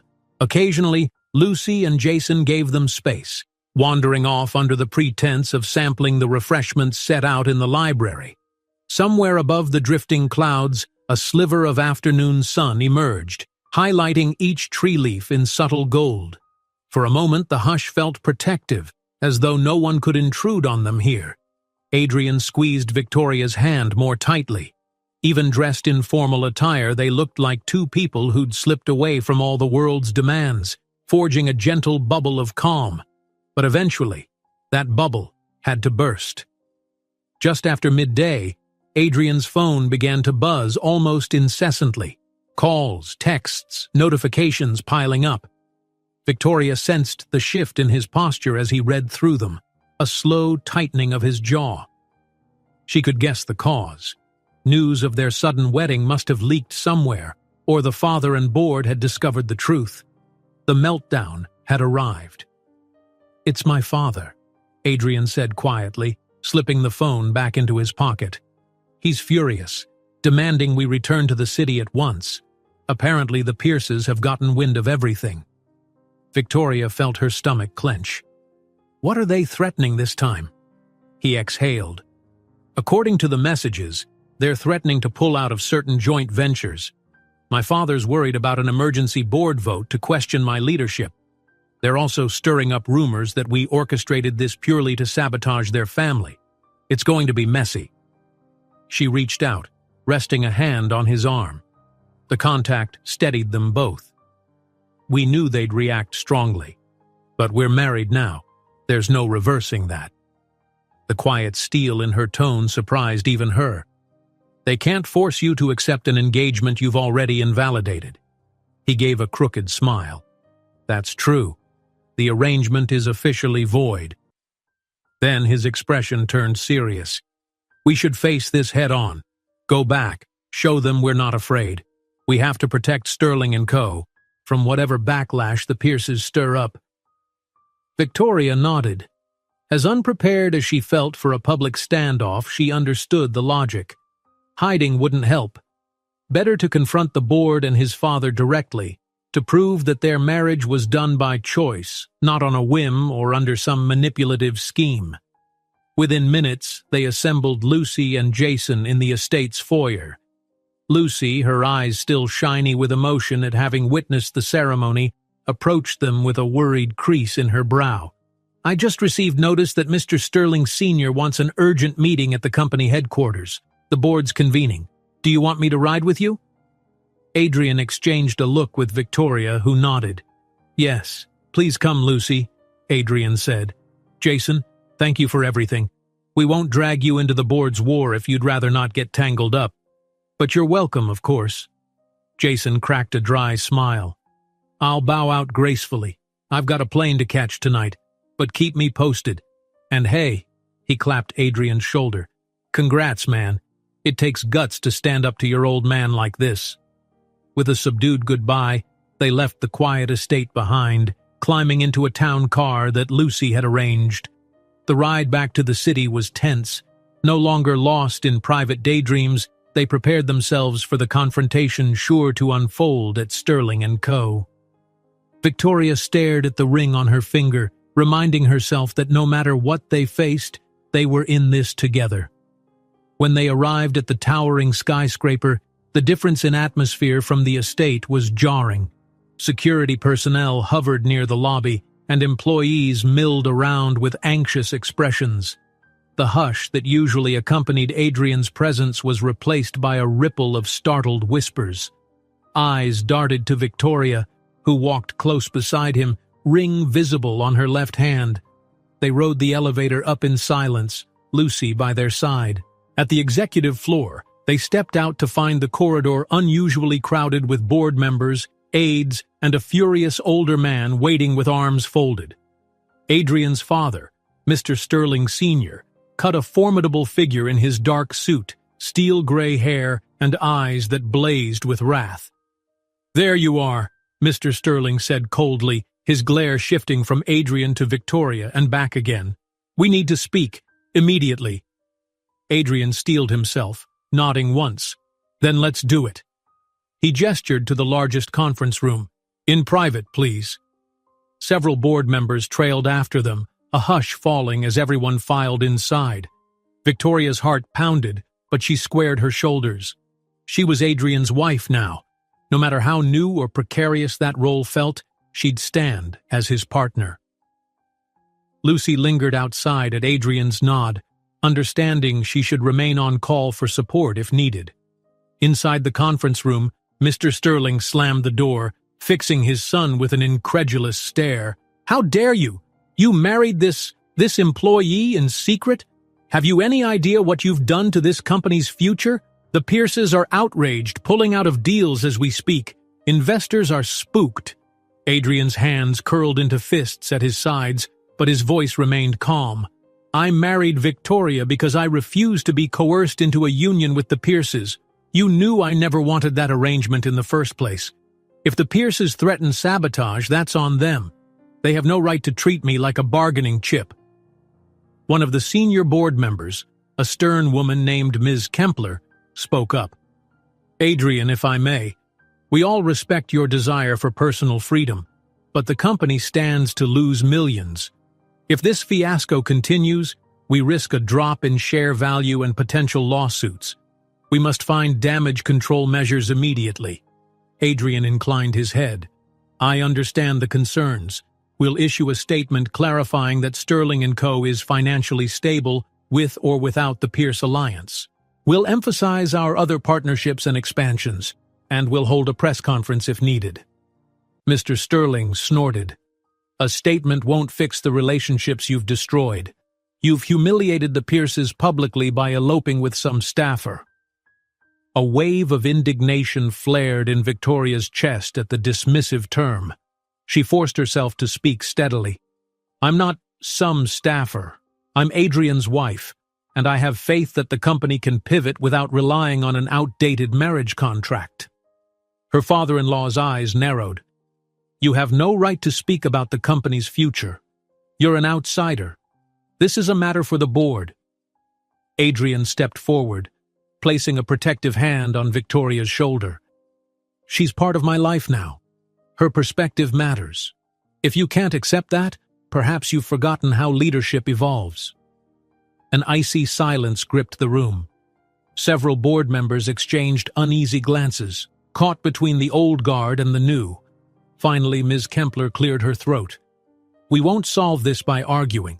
Let's talk about immediate steps to stabilize investor confidence. Adrian, do you have a plan ready?" Adrian took a breath, reining in his anger. "Yes. My CFO and I prepared contingency projects. Our expansions in Asia remain untouched by Pierce influence. We'll refocus resources on those areas and finalize negotiations with a European firm that's expressed interest. I can show you the data." He nodded to Victoria, who handed him a portfolio of documents. He spread them on the table, explaining how they could offset any short-term losses from the Pierce deals. As he spoke, the board members leaned in, scanning figures, nodding occasionally. Victoria quietly observed. This was a man who thrived on strategy, using logic and vision to battle the chaos around him. His father, still fuming, seemed more reluctant, but he listened, arms crossed. Finally, Ms. Kempler exhaled. "If the numbers hold up, this might buy us some breathing room. Mr. Sterling Sr., perhaps we should weigh these proposals carefully before deciding on any leadership vote." Mr. Sterling grunted, not quite conceding but forced to acknowledge that Adrian's plan had merit. "Fine, we'll review. But the press is calling for a statement about your surprise marriage. How do we spin that?" Adrian glanced at Victoria, who offered him a slight nod. They'd discussed this possibility already. "We'll release a short statement confirming we married by personal choice, unrelated to corporate alliances. I won't hide my wife away in shame. If reporters pry, we'll keep details minimal but honest. Meanwhile, we focus on our business partnerships, not forced personal drama." A charged moment passed, the older man still bristling. but the rest of the board appeared to see some sense in Adrian's approach. At last, Ms. Kempler tapped a pen against the table. "All right, we'll proceed with these steps. Let's convene again tomorrow to gauge investor reaction." With that, the tension broke. Board members began filing out. Mr. Sterling Sr. lingered behind, glaring at Adrian. "I won't forget this. You may have the board's patience for now, but if your marriage undermines my life's work—" He trailed off, rage simmering. Then, turning on his heel, he strode out, leaving the door swinging on its hinges. Victoria let out a breath she hadn't realized she was holding.